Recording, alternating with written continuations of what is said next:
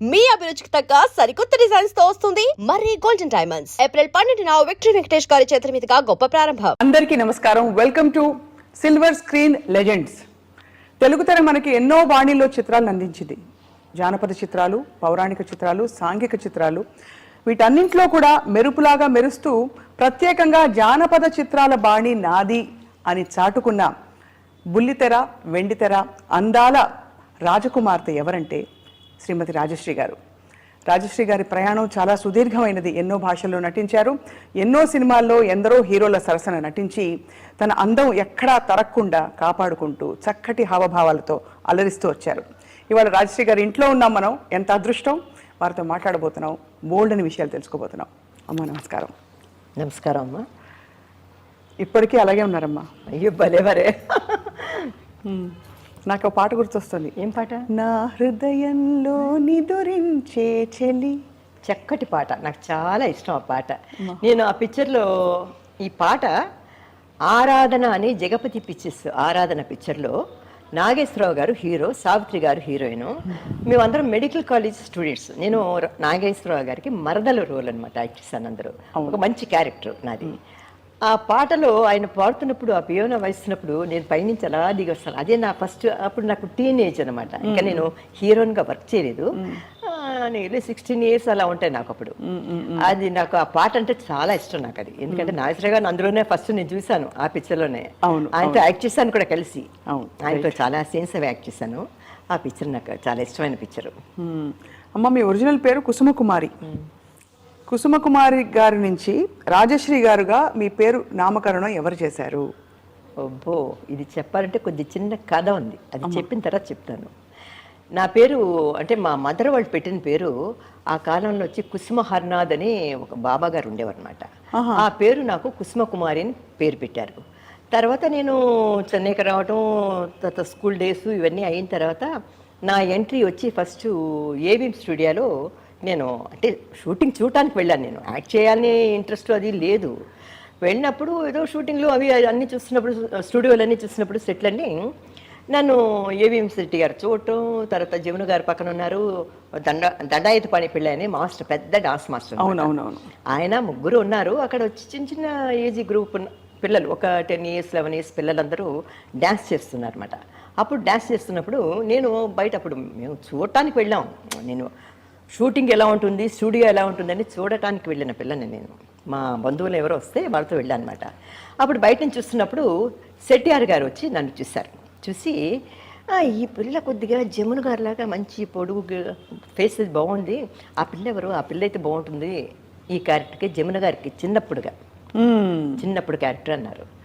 అంటే మా మాస్టర్ గారు వచ్చి నాకు దండాయుధ పాణి పిల్ల గారు వచ్చి చిన్నప్పుడు మేము జమున గారు మేమందరం ఒకే స్ట్రీట్లో ఉండేవాళ్ళం, రామలింగయ్య గారు అందరం అనమాట. అప్పుడు మాస్టర్ గారు వచ్చి జమున గారి ఇంటికి వస్తుండేవారు అనమాట, రిహార్సల్స్ అవి చెప్పడానికి, డాన్స్ అది. అప్పుడు నాకు తెలుసు మాస్టర్ గారు. నమస్కారం అండి అనేదాన్ని, అలా డాన్స్ చేస్తుంటే చూసేదాన్ని, అలాగా పరిచయం అనమాట నాకు మాస్టర్ గారు. అప్పుడు ఏమైందంటే అయ్యో వాళ్ళ ఫ్యామిలీస్ వాళ్ళు యాక్ట్ చేయరు, ఏదో చూడటానికి వచ్చింది ఆ పిల్ల, లేదు పిలవండి అన్నారు. పిలిచి ఊరికే డాన్స్ ఇలా ఇలా చేయమంటే చేశాను అనమాట. చిన్నపిల్లలు కదా, చేయమంటే చేయటమే తప్ప ఇంకేం తెలియదు. చేసినప్పుడు ఈ అమ్మాయి బాగుంది, జమున గారికి చిన్నపిల్లగా ఈ అమ్మాయిని బుక్ చేద్దామని. అప్పుడు మా ఇంట్లో వచ్చి మా సిస్టర్ని అడిగితే, మా సిస్టర్ కొద్దిగా మ్యూజిక్ వీణ అంతా బాగా నేర్చుకునేవారు, చిన్నప్పుడు వాయించేవారు అనమాట. మా మదరును మా సిస్టరు. అంటే మా సిస్టర్ అంటే నాకంటే 21 years పెద్ద ఆవిడ. అబ్బో, ఆవిడనే మా మదర్ అనుకునేవారు అందరూ. మా మదర్కి వచ్చి నేను లేటుగా పుట్టాను. అంటే మా సిస్టర్కి 2 కొడుకులు పుట్టిన తర్వాత మా అక్కయ్యకి నేను మా మదర్కి పుట్టాను అనమాట. ఓహో, సో మీ అక్కయ్య కొడుకులు మీకంటే పెద్ద. నేను వాళ్ళని వచ్చి అన్నయ్య అనేదాన్ని, ఎందుకంటే అక్కయ్య కొడుకులకి నేను పిన్నిని అవుతాను కదా. అవును. నన్ను సిస్టరు అని పిలిచేవారు, వాళ్ళు వచ్చి అన్నలాగా ఉండేవారు అనమాట. అలా ఉన్నప్పుడు మాస్టర్ గారు చెప్పారు. చెప్తే మా సిస్టర్ అంది, అయ్యో మా అమ్మ ఒప్పుకోలేదు, అయ్యో సినిమాతో వద్దు, మా అమ్మాయికి పెళ్లి చేసి పంపించేస్తాం మేము, ఇది కొద్దిగా చదువు అయిన తర్వాత. మా నాన్నగారికి ఏంటంటే డాక్టర్ చదివించాలని ఉండేది. అందరూ డాక్టర్ అంటున్నారు, కానీ నేను డాక్టర్ అనకుండా ఏం చేశా అంటే మా అమ్మాయిని చదివించి పెళ్లి చేయాలండి, మా దగ్గర సంబంధం ఉంది అని మా మదర్ చెప్పారు. మాస్టర్ గారు అన్నారు, చిన్న వేషం అమ్మ, ఒక డ్యాన్సు శివలింగం దగ్గర ఒక డాన్స్ చేస్తుంది, అప్పుడు పెద్ద పిల్ల అయిపోయేసరికి జమున గారు అయిపోతారు, అంతే పెద్ద ఇది లేదు అన్నారు. అప్పుడు మా ఇంట్లో మా అమ్మ సరేలే చిన్న వేషమే కదా ఎక్కడ కనబడిపోతుంది అనుకుని సరే ఒప్పుకున్నారు. ఆ సాంగ్ చేశాను నేను. చేసిన తర్వాత నన్ను ఏం చేశారంటే పర్మనెంట్ ఆర్టిస్ట్గా బుక్ చేశారు అక్కడ ఏబిఎన్ స్టూడియోలో. 3 years అనమాట.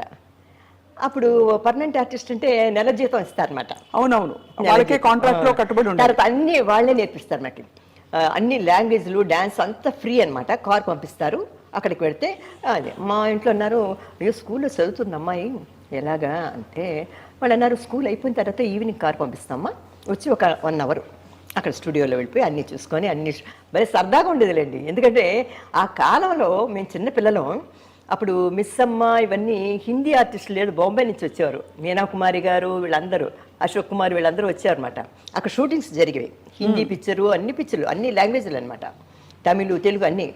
పెద్ద స్టూడియో అనమాట ఏవిఎన్ స్టూడియో అంటే. అదేమిటో నాకు తెలీదు, నాకు ఈ 3 అక్షరాలు ఉన్నాయి చూసారా, ఏవిఎం. అవును, నా పేరు రాజశ్రీ. అది నా పేరు ఎవరు పెట్టారని మీరు అడిగారు కదా, అది రాజశ్రీ అనేది ఎవరు పెట్టారంటే అదే చిన్నపిల్లగా యాక్ట్ చేసినప్పుడు ఒక 13-14 years అప్పుడు మేకప్ టెస్ట్ పెట్టారన్నమాట నాకు. ఆర్ఆర్ చంద్రన్ అని చెప్పి పెద్ద కెమెరామెన్ ఆయన, తమిళ్ శివాజీ మూవీస్లో ఆయన పెద్ద కెమెరామెన్ అనమాట వాళ్ళ పిక్చర్స్కి. ఆయన ఒకరోజు నాకు టెస్ట్ తీస్తారనమాట, కెమెరా ఫొటోస్ అవి తీస్తారనమాట. అప్పుడు చూసి చాలా బాగుంది, సన్నగా ఉండేదాన్ని చిన్నపిల్లనప్పుడు. ఆ డ్రెస్ అది వేసి ఫొటోస్ తీసిన తర్వాత చాలా బాగుంది అమ్మాయి, ఫీచర్స్ చాలా బాగున్నాయి అంటూ కుసుమకుమారి ఏమిటి అని, తమిళ్లో ఏదో కుసుమకుమారి అంటే కొంచెం బాగాలేదనేసి, పేరు బాగాలేదు పేరు మారుస్తే బాగుంటుందని. మా సిస్టర్ అన్నారు ఏం పేరు మారుస్తామండి, దేవుడి పేరు అది ఇదే అని అన్నారు అనమాట. అంటే లేదు పేరు మారుద్దాం అంటూ కొన్ని అక్షరాలు ఇచ్చారన్నమాట. ఈ అంటే అప్పుడు జాతక ప్రకారం నా నక్షత్రానికి వాటికి ఏ ఫస్ట్ అక్షరం ఏం వస్తే బాగుంటుందని కొన్ని అక్షరాలు ఇచ్చి సెలెక్ట్ చేయమన్నారు. అందులో ఈ ఉంది, శ్రీ ఉంది, జా ఉంది, ఇవన్నీ ఉన్నాయన్నమాట. ఉండేసరికి నేను నాకెందుకు తెలియదు, అప్పుడు గబుక్కని తట్టింది, రా ఉంది, జా ఉంది, శ్రీ ఉంది, రాజశ్రీ అంటే బాగుంటుంది కదా అంటే ఓ బాగుంది అని అన్నారు. అనుకోకుండా అది ఏమిటో ఆ దైవ నిర్ణయం ఏంటో తెలీదు, ఆ 3 అక్షరాలు నాకు ఏవిఎంలో ఫస్ట్ యాక్ట్ చేశాను. నా పేరు కూడా అదేలా కుదిరింది అనమాట, రాజశ్రీ అని. చూడండి మీరు, నేను యాక్ట్ చేసిన పిక్చర్లు కూడా ANR, NTR, AVM, MAV pictures, MAV అలాగొస్తుంది అనమాట, ఎంజిఆర్ అలాగా 3 అక్షరాలతో వచ్చేవి. అదేంటో నా రాశికి, ఎందుకంటే నా రాశి ఏంటంటే నాది పునర్వసు నక్షత్రం, అంటే శ్రీరాముడు నక్షత్రం అనమాట నాది.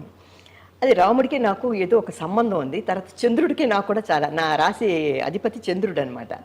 దాంతో నాకు ఆ చంద్రుడికి నాకు ఎందుకో సెట్ అయిపోయింది. నేను చాలా పిక్చర్లు యాక్ట్ చేసిన పిక్చర్లన్నీ తెలుగులో మీరు చూసారో లేదు, పాత పిక్చర్లు ఎప్పుడు చంద్రుడు ఉంటాను అనమాట. చంద్రుడితోనే ఆ పాట అండి. ఫస్ట్ పెళ్లి కాని పిల్లలు అని ఒక పిక్చర్ యాక్ట్ చేస్తాను నేను.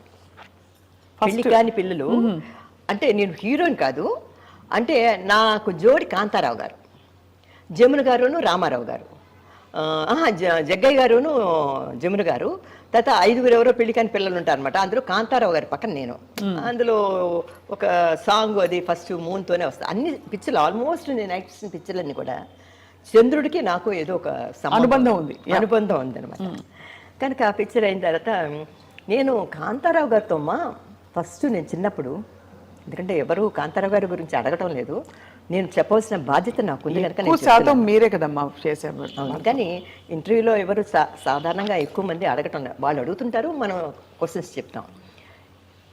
కాంతారావు గారిది మొన్నే ఆయన ఏదో 100 years ఫంక్షన్ ఏదో అయిందంట తెలిసింది.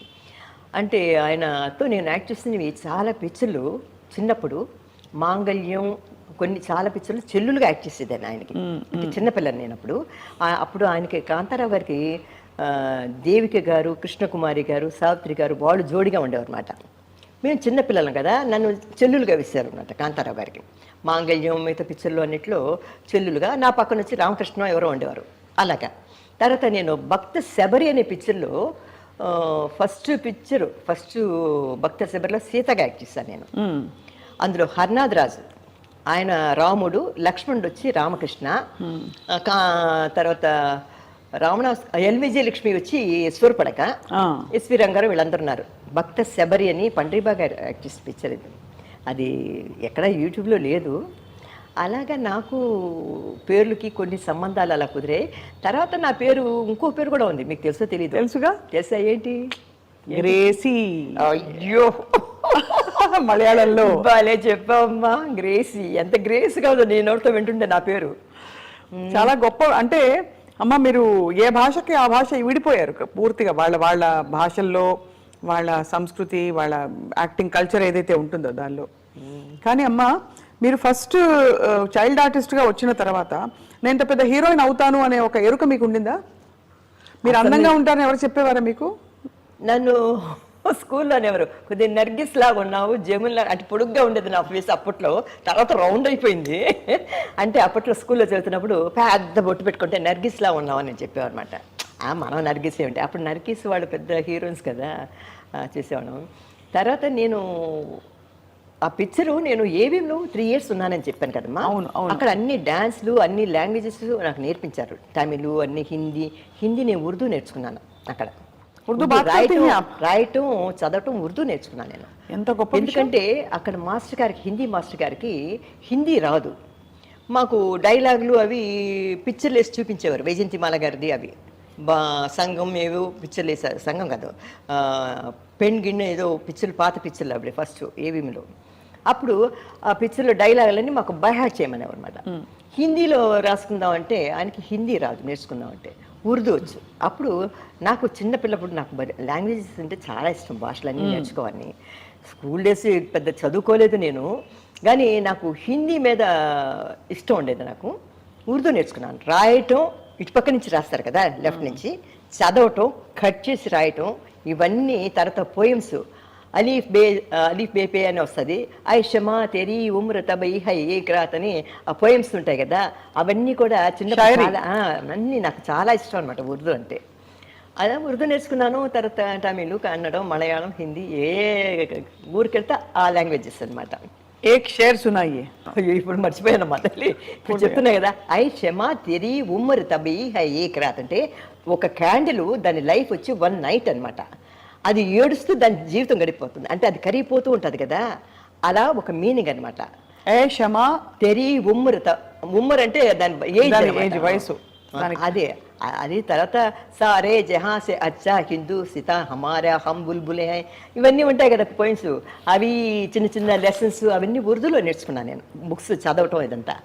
అలాగా 3 years వర్క్ చేసిన తర్వాత అప్పుడు ఏవిఎంలో ఉన్నప్పుడు మన నాగయ్య గారు, చిత్తూరు నాగయ్య గారు షూటింగ్కి వస్తారు కదా చాలామంది, ఆయన చూశారు. చూసి కుసుమ కుమారి అన్నారు. ఈ అమ్మాయి ఎవరంటే కుసుమ కుమారిని ఎవరో చెప్పారు. పిలిస్తే వెళ్ళి మాకు తెలియదు కదా అప్పుడు పెద్ద హీరోలు నాగయ్య గారు అంటే, అది మనకి తెలియదు. చిన్నప్పుడు ఏదో స్కూల్లో ఎక్కొట్టి సినిమాలు చూడటం అలవాటు. నాగయ్య గారు ఈయన పెద్ద హీరో అంటే, నమస్కారం అమ్మా అని తడివి, మా సినిమాలో యాక్ట్ చేస్తావా అని అడిగారు. అన్నాను. అంటే అప్పుడు మా సిస్టర్ని పిలిచి, భక్త రామదాసు సినిమా తీస్తున్నాము, అందులో చిన్న కమల అంటే కన్నమ్మ గారును నాగయ్య గారు, రామదాసును కమల అనమాట. చిన్న కమల ఆవిడ పేరు, ఆయన వైఫ్ పేరు. చిన్న కమల అంటే మన కన్నమ్మ గారికి చిన్నప్పుడు. అడిగేసరికి మా సిస్టర్కి చాలా ఇష్టం. అయ్యో భక్త రామదాసులో యాక్ట్ చేస్తే బాగుంటుందని. వీళ్ళు వదలరు కదా, పర్మనెంట్ ఆర్టిస్ట్ కదా. మా అమ్మాయికి పెళ్లి చేసేస్తున్నామండి అని బ్రేకప్ చేసుకున్నారు అక్కడ. ఏది అగ్రిమెంట్ 3 years మధ్యలో కట్ ఆఫ్ చేసుకొని రామదాస్కి వెళ్ళిపోయాను అనమాట. రామదాస్లో యాక్ట్ చేశాను అనమాట. తర్వాత ఆ రామదాస్ యాక్ట్ చేస్తున్నప్పుడు అప్పుడు నాకు ఏదో పీటల మీద పెళ్ళని, అదని ఇదని, నెచ్చి కళ్యాణం, పచ్చతోరణం, చింతామణి లాగా నానా చిన్న చిన్న, అంటే అప్పుడు నాకు ఏమైపోయిందంటే అటు చిన్న బేబీ కాదు, అటు పెద్దదాన్ని కాదు. అందు టీనేజ్లో ఉన్నప్పుడు కొన్ని క్యారెక్టర్లు మనకి సూట్ అయిన క్యారెక్టర్లు రావు. ఏదో భక్త రామదాస్ వచ్చింది. తర్వాత నిత్య కళ్యాణం పచ్చతోరణం అనే పిక్చర్లో సంధ్యను గుమ్మడి గారి కూతురు. అందులో ఏంటంటే ముస్లిం, క్రిస్టియన్, హిందూ అని ఉంటుంది అనమాట. అందులో చలము, కృష్ణకుమారి గారు, నేను, రామకృష్ణ అలా యాక్ట్ చేస్తాం. అలా చాలా పిక్చర్లు నేను యాక్ట్ చేశాను. కానీ అప్పుడు చాలా కష్టమ్మా యాక్టింగ్. ఎలా వచ్చేది మీకు యాక్టింగ్? అంటే ఏవిఎంలో నేర్పించారు మొత్తం అంతా కదా? డైలాగ్స్ మాట్లాడటం అవి నేర్పించేవారు మాకు, డాన్స్ అది నేర్పించేవారు. అంత ఫ్రీ ఏముంది, స్కూల్ అయిపోయిన చిన్నపిల్లలు కదా, నేర్చుకోవడం ఈజీ కదా. ఆ ఏజ్లో దాని మీదే ఉంటుంది మనకి. యాక్టింగ్ అంటే అప్పుడు పిక్చర్లు ఇది తమిళ పిక్చర్లో వచ్చారనమాట. లలితా పద్మిని ఉన్నే కంటే ఎడుదే అని బెక్కుతుంటారు చూడు. ఒక పిక్చర్, ఒక తమిళ్లో ఒక పిక్చర్ వచ్చింది, అది లలిత గారు యాక్ట్ చేశారు, లలితా పద్మిని. అది మిగతా పిల్లలంతా ఉంటారు కదా, చిన్న చిన్న పిల్లలు, వాళ్ళందరూ యాక్ట్ చేస్తుండేవారు అనమాట. అది చూసి ఇలా అనుకొని ఓహో అన్ని చూసి నేర్చుకోవటం అంతే. ఇప్పుడు మీరు పోజ్ పెట్టడం కూడా ఇలా పెట్టారు, చక్కగా డాన్స్ మూవ్మెంట్స్ వచ్చాయి. అంటే అది ఎలా పోతుందమ్మా? చాలా ఇష్టం అమ్మా. ఎందుకంటే నేను మీరు అందులో మన పందనలూరు స్టైల్ కదా, దండాయపాద పిళ్ళయ్య గారంటే ఎవరు పందనలూరు డాన్స్ భరతనాట్యం. నాకు అది తెలియదు, మా పంతనల్లు తెలియదు. నాకు దండాయపాడ పిల్ల గారే ఆయనే నాకు గురువు అన్ని.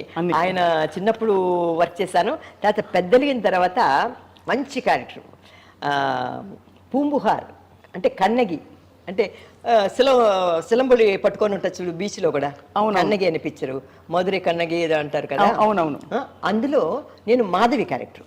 కన్నగిలో వచ్చి కోవలనికి వచ్చి భార్య వచ్చి విజయ్ కుమార్ గారు, మాధవి చాలా మంచి క్యారెక్టర్, మంచి డాన్సర్, గ్లామర్ క్యారెక్టర్ అనమాట. అందులో మాస్టర్ గారు దండాయపాడి మాస్టర్ గారు, అందులో ఎక్కువ సాంగ్స్ ఉన్నాయి, ఆయన దగ్గర నేర్చుకున్నాను అనమాట. అలాగా నా లైఫ్ వచ్చి అలాగా అనుకోకుండా ఇలా ఇలా ఇలా ఇలా ఇలా మలుపులు తిరుగుతూ అలా టబక్కని ఎలా ఎత్తిందో తెలీదు. నేను ఎక్కువగా మోస్ట్లీ నేను వచ్చి కన్నడంలోనూ తెలుగులో కంటే తెలుగులో సిస్టర్ క్యారెక్టర్లు యాక్ట్ చేసేది నేను చిన్నప్పుడు. రాజ్ కుమార్ ఉండేవారు కదా, ఆయనకి సిస్టర్గా కన్నడంలో కణ్తెరది నోడు అని, అలా చాలా పిక్చర్లు అనమాట. అలాగ అనుభవం అయిపోయింది నాకు. తర్వాత ఇప్పుడు ఇంకా హీరోయిన్గా యాక్ట్ చేసిన పిక్చరు మదన కామరాజు అని అంటున్నారు మీరు. అవును, మదన కామరాజు అంటే రాజు భార్య మా హీరోయిన్. అవును అవును, మదన కామరాజు భార్యగా పెళ్లి చేసి చూడు, ప్రేమించి చూడు తర్వాత ఇవన్నీ అయిన తర్వాత. అంటే ప్రేమించి చూడు కంటే కూడా ముందు నేను హీరోయిన్గా యాక్ట్ చేసింది తమిళ్లో కాదలిక నేరములే అనే పిక్చరు. అందులో మంచి క్యారెక్టర్ అదే కదమ్మా, మాడి మేల మాడి కట్టి ప్రేమించుడు నాగేశ్వరరావు గారు యాక్ట్ చేస్తారు కదా. ప్రేమించుడు తమిళ్లో యాక్ట్ చేస్తాను నేను. తర్వాత వచ్చి ప్రేమించి చూడు తర్వాత అది ప్రేమించుడు నాగేశ్వరరావు. తర్వాత తోటలో పిల్ల కోటలో రాని, అది భవనారాయణ గారు తీశారన్నమాట పిక్చర్. అందులో ఏంటంటే కాంతారావు గారి పక్కన నేను హీరోయిన్ అన్న, ఫస్ట్ హీరోయిన్ అందులో నేనే. తర్వాత ఎల్వి జయలక్ష్మి వీళ్ళందరూ గ్లామర్ వ్యాంప్ రోల్స్ యాక్ట్ చేస్తారనమాట. ఆ పిక్చర్ యాక్ట్ చేసినప్పుడు ఫస్ట్ కాంతారావు గారు అన్నారంట, ఎవరు హీరోయిన్ అడిగారంట భవనారాయణ గారు. రాజశ్రీ అని తెలుసు కదా, మీతో చాలా పిక్చర్ యాక్ట్ చేసింది ఆ అమ్మాయిని. రాజశ్రీయా, నాతోనా హీరోయినా అన్నాడంట ఆయన. అవునండి, రాజశ్రీ గారిని బుక్ చేస్తున్నాను, మా భవనారాయణ గారని మా ఊరు ఏలూరు, ఆయన చిన్నప్పటి తెలుసు ఆయనకి. రాజశ్రీని బుక్ చేస్తున్నారా, నా పక్కన కృష్ణకుమారి కానీ దేవికి కానీ బాగుంటారు అన్నారంట. రాజశ్రీ ఏం బాగుంటుంది, చిన్నపిల్ల, నాకు చెల్లెలుగా యాక్ట్ చేస్తుండేది అని అన్నట్ట. ఆయన కొద్దిగా భవనారాయణ గారని చుట్ట భవనారాయణ మన ఇతరులా ఉంటాడు ఆయన. ఎవరిలా అంటే ఒక ఆయన వర్క్ చేస్తుంటే కదా, చిలకట్టు అది కట్టుకొని ఆంధ్ర టైపు చుట్ట కాస్తాం. ఇదిగో ఆయన అందరినీ చాలా ఎందుగా మాట్లాడారు. ఇగో నేను వెంకమ్మనేస్తాను, పుల్లమ్మనేస్తాను, నీకు ఇష్టం ఉంటే యాక్ట్ చేయాలి, లేకపోతే మాని అన్నారంట కాంతారావు గారిని. ఫస్ట్ పిక్చర్ నాది. వెంకమ్మనేస్తాను, పుల్లమ్మనేస్తాను, నీకు ఇష్టం ఉంటే యాక్ట్ చేయి, లేకపోతే మాని అన్నారంట. నేను రాయశ్రీని చేస్తున్నాను అన్నమాట. లేదు ఆ అమ్మాయి నా పక్కన చెల్లెలుగా యాక్ట్ చేసేది అన్నట. తర్వాత ఆ పిక్చర్ యాక్ట్ చేసిన తర్వాత అది బంపర్ హిట్. ఆ పిక్చర్ చాలా బాగా పోయింది. ఇంకా కాంతారావు జోడి ఎవరంటే రాజశ్రీ అని చాలా పిక్చర్లు యాక్ట్ చేశాను అనమాట. అలాగే ఆయనతో జోడీ అయిపోయింది నాకు. ఆయన కత్తి పట్టుకున్నాడంటే నేను పక్కన రాజ్కుమార్ గా. ఎన్ని సినిమాలమ్మా? 20 పైగా సినిమాలు ఆయనతో. కౌంటింగ్ లేదమ్మా నాకు, ఎందుకంటే ఇవన్నీ మర్చిపోయి ఆ కాలం మళ్ళీ వెనక్కి తిరిగి చూడటం లేదు. చూస్తే అప్పుడు ఆ రోజునమ్మా అందరూ పెద్దవాళ్ళు వెళ్ళేవారు షూటింగ్లకి, అమ్మాయిలు షూటింగ్లకు వెళ్తే మీతో పెద్దవాళ్ళు వచ్చేవారు. అమ్మగారు వచ్చింది, మా సిస్టర్ చెప్పాను కదా, ఆవిడ పెద్దవాడు. మా అమ్మ అందరూ వచ్చి మా సిస్టర్ని చూసి చాలా మంది మా అమ్మ అనుకునేవారు. అచ్చో మా అంటే ఆవిడకి నాకు 21 years డిఫరెన్స్ కాబట్టి అలా అనుకుని అనుకునేవారు. మా మదర్ ఎక్కడికి వచ్చేవారు కాదు, ఆవిడ ఇంట్లోనే ఉండేవారు అనమాట. మా సిస్టర్ని చూసి జీవలక్ష్మి గారు ఉండేవారు కదా ఆర్టిస్టు. ఏంటి రాజశ్రీ, మీ అమ్మని పోయి అక్క అంటావేంటి నువ్వు అమ్మని చెప్పొచ్చు కదా. నేను అదేంటి అక్క, నేను ఆవిడ కూడా అక్కనే, ఎందుకంటే మా అక్క పెద్దది కదా కనుక వాళ్ళని అక్క అక్కనే అలవాటు నాకు, భానుమతి గారిని అందరినీ. భానుమతి కూడా తిడతాది అనమాట, పిన్ని అని పిలువు, అది పిలువు, అక్క ఏంటి అక్క, నువ్వెక్కడ నేను ఎక్కడ, అమ్మ అని పిలువు అంటుంది అనమాట ఆవిడ. నాకు మా అక్కని పిలిచి అలవాటు అయిపోయి, మా అమ్మ బతుకుంది, మా అక్కని ఎలా నేను అమ్మని పిలుస్తాను, మా అక్కని అక్కనే పిలుస్తాను, మీరు నమ్మండి నమ్మకపోండి అని చెప్పేదాన్ని. అలాగా నాకు మా సిస్టర్ ఎక్కువగా నాతో కూడా వచ్చేవారు, హెల్ప్గా ఉండేదన్నమాట. ఇప్పుడు ఇతర భాషల్లో మీ పరిచయం ఎలా జరిగిందమ్మా? ఫస్ట్ మీరు తమిళ నుంచి తెలుగు, అలాగా అదే టైంలో కన్నడ, మలయాళ చిత్రాలు ఇవన్నీ కూడా ఎలా పరిచయం అయింది మీరు? ఎలాగంటే అమ్మా, నేను కాదలిక నేరమిల్లే ఇప్పుడు తోటలో పిల్ల కోట్లో రాని యాక్ట్ చేసినప్పుడు మలయాళం ప్రొడ్యూసరు అలప్పి అని, అలపి స్టూడియో అనమాట, అలపిలో ఉందన్నమాట. ఇది మలయాళం అలపి అని ఊరు ఉంది కదా, అక్కడ ఉదయ స్టూడియోస్ అని ఉండేది. ఆ ప్రొడ్యూసర్ వచ్చి ఒక కొత్త అమ్మాయిని చూస్తున్నాం, మంచి అమ్మాయి కావాలి మాకు అని చెప్పేసి వెతుకుతున్నప్పుడు నన్ను అడిగారు అనమాట ఆ పిక్చర్కి. అప్పుడు నేను అన్నాను, నాకు మలయాళం అంతా మాట్లాడటం రాదండి, నాకు మలయాళం, ఎందుకంటే ఆ మలయాళం ఇప్పుడు మన లాంగ్వేజ్ తమిళ్ ఇవన్నీ నార్మల్గా మనం మాట్లాడతాం, മലയാളം అనేది മുക്കുത്തോ മാറ്റാൻ എന്താണോ പോകണമെന്നത് ഓ എന്താ പറയുന്നത് ഞാൻ പോയിട്ടില്ലപ്പ అక్క ఎవడే సార్ అంటే అక్క సార్ సంసారించుండు అలా మాట్లాడు అంటే ముక్కుతో పలుకుతారు వాళ్ళు, నోస్తూ వస్తారనమాట మాటలే. నేను నాకు అది వినేసరికి గందరగోళంగా ఉండేది ఫస్ట్ చిన్నప్పుడు. అయ్యా నేను యాక్చువల్లీ మలయాళం నాకు వద్దన్నా. వాళ్ళు అన్నారు పర్వాలే మేము అడ్జస్ట్ చేస్తాం, మేనేజ్ చేస్తాం, మాకు ఈఎంఐ కాదు. ఎందుకంటే ఆ ఉదయ స్టూడియోలో ఆ పిక్చరు భార్య అని ఒక మలయాళం పిక్చరు, అది రియల్ జరిగిన స్టోరీ. ఇది ఆ ఊర్లో జరిగింది. ఒక ప్రొఫెసర్ ఉంటాడు, భార్యని షూట్ చేస్తాడు, అది పెద్ద విషయం అయ్యి అతను ఇంకా జైల్లో ఉన్నాడని చెప్పారు. అతను ఆ హీరోగా యాక్ట్ చేసిన అతను వచ్చి సత్యన్, మలయాళంలో పెద్ద హీరో అతను. రాగిణి గారు యాక్ట్ చేస్తారు, లలిత పద్మిని రాగిణి ఆవిడ యాక్ట్ చేస్తారు. నాది వచ్చి చాలా మంచి క్యారెక్టర్, కాలేజీ స్టూడెంట్ అనమాట. ఆ పిక్చర్లు ఈ 3 క్యారెక్టర్లు అనమాట దాంట్లో. అందులో మలయాళం పిక్చర్లో అప్పుడు బుక్ చేసినప్పుడు ఫస్ట్ కేరళ పెడితే అంత కోకోనట్ వాసన వచ్చేది. వాళ్ళు బ్రేక్ఫాస్ట్ పంపించేవారు, అంత చికెన్లు గీకన్లు అన్నీ పంపించేవారు అనమాట. అంత కొబ్బరి నూనెతో ఉండేది. ఆ కొబ్బరి నూనె వాసన చూస్తే కడుపు తిప్పేస్తుంది అనమాట. అక్కడ 10 రోజులు షూటింగ్ ఉన్న బ్రెడ్ను కాఫీ తాగేసేవాళ్ళని తప్ప ఏమి తినేవాళ్ళం కాదు. బజ్జీలు గిజ్జీలు వేస్తారు పంపిస్తే వాళ్ళ ఇంటి నుంచే వచ్చేది మాకు భోజనం. తర్వాత ఆవకాయలు, చేప ఆవకాయలు అన్నీ పెద్ద పెద్ద జాడీలతో పంపించేవారు, ఎవరికైనా ఇచ్చేవాడు అనమాట. అంటే ఆ స్మెల్ కోకోనట్ మనం తలకి రాసుకునే అలవాటు కదా చిన్నప్పుడు, అది తినటం అంటే మాకు నచ్చేది కాదనమాట అప్పుడు చిన్నప్పుడు. అక్కడ ఏదో ఒకలాగా కేరళ అనేసరికి ఆ వాతావరణం, కొబ్బరి చెట్లు, అవి ఆ డైలాగులు, నైట్ షూటింగ్లు అనేసరికి, ఎందుకంటే ఎవరైనా వర్క్ చేసి మళ్ళీ చెన్నైకి వచ్చేయాలి మెడ్రాస్కి. చాలా పిక్చర్లు అవి నేను అప్పుడు ఆల్మోస్ట్ చాలా పిక్చర్లు యాక్ట్ చేస్తున్నాను అనమాట, తమిళ, తెలుగు, మలయాళం. కొన్ని పిక్చర్లు ఏమో చెన్నైలో తీసేవారు, కన్నడం, మలయాళం. ఈ పెద్ద పెద్ద బ్యానర్స్ స్టూడియోస్ ఉన్నాయి కదా, అవి వచ్చి ఆ ఊర్లోనే తీసేవారనమాట. ఉదయ స్టూడియోలో వర్క్ చేసినప్పుడు ఆ పిక్చరు సిల్వర్ జూబ్లీ అయిపోయింది. ఆ పిక్చరు చాలా బాగా అయింది. ఆ పిక్చర్లో నా పేరు గ్రేసీ, నాకే తెలియకుండా నా పేరు గ్రేసీగా మార్చేసాడు ఆయన టైటిల్స్లో ఆ ప్రొడ్యూసరు. నేను ఇంకో పిక్చర్కి ఆయన పిక్చర్ లైన్గా నేను చాలా పిక్చర్లో వర్క్ చేశాను. రాజశ్రీ కావాలి అని ఆయన ఎప్పుడు పట్టుబట్టి నన్ను బుక్ చేసాడు అనమాట. అప్పుడు శారద కూడా ఇప్పుడు చెప్తుంది, రాజీ నీ కాల్ షీట్లు లేక నన్ను బుక్ చేశారు, నేను మలయాళంలో ఊరస్ ఇవ్వడానికి కారణం నువ్వే, లేకపోతే నన్ను బుక్ చేసి ఉండేవారు కాదు. అప్పుడు ఏదో నువ్వు ఏదో చాలా బిజీగా ఉండేదో హైదరాబాద్ ఎక్కడికో వెళ్ళిపోయావని ఆర్టిస్ట్ దొరకలేదని వేశాడు నన్ను. కానీ ఒక సాంగ్ అయినా సరే చేయించేవాడు, మేనకగా ఒక సాంగ్ అయినా సరే నేను పిక్చర్లు తీస్తే. ఆ ప్రొడ్యూసర్ ఏం చేశానంటే పిక్చర్లో లైన్గా చాలా పిక్చర్లు యాక్ట్ చేశాను ఆయనది. చేసిన తర్వాత అప్పుడు టైటిల్స్లో వచ్చి గ్రేసీ అని మార్చేశాడు ఆయన, నాకు తెలీదు. ఎయిర్పోర్ట్లో కూర్చున్నాను ఇంకో పిక్చర్కి షూటింగ్కి వెళ్తూ, అందరూ ఓ గ్రేసీ ఎందానో ఎవడు అని అందరూ మలయాళంలో వచ్చి గ్రేసీ అన్నారు. గ్రేసీ ఎవరని, గ్రేసీ ఎవరు అనుకుంటున్నారు, గమ్మున్నా అనమాట. ఓ గ్రేసీ అన్నారు. అంటే గ్రేసీ అంటున్నారేంటి వీళ్ళు, కానీ ఏంటన్నా గ్రేసీ అవడం అన్నారు. అదే అన్నారు. చెప్పి ఇదేంట్రా బాబు గ్రేసీ అంటున్నారని అక్కడ ప్రొడ్యూసర్ అడితే, అమ్మ మీ టైటిల్స్లో మీ పేరు గ్రేసీని ఇస్తారు, రాయశ్రీ అని వేయలేదని. అదే ఒక తమాషా కూడా జరిగింది. కాంతారావు గారితో అసిస్టెంట్ ఒకడు మలయాళం కుర్రాడు వచ్చేవాడు, వాడు టచ్ అప్ బాయ్ అనమాట. నేను కాంతారావు గారు బయట కూర్చొని ఇలాగ బ్రేక్ టైంలో కూర్చున్నప్పుడు ఆ కుర్రాడు ఇలా చూస్తూ నన్నే ఇలా చూస్తున్నాడు. నేను కాంతారా కొట్టి ఏంటి మీ కుర్రోడు నన్నే ఇలా చూస్తున్నాడు ఏమిటి అన్నాను. వాడు అడిగా కాంతారా గారు ఎందుకు ఎలా చూస్తుంటే వాడు మలయాళ కుర్రోడు అంట.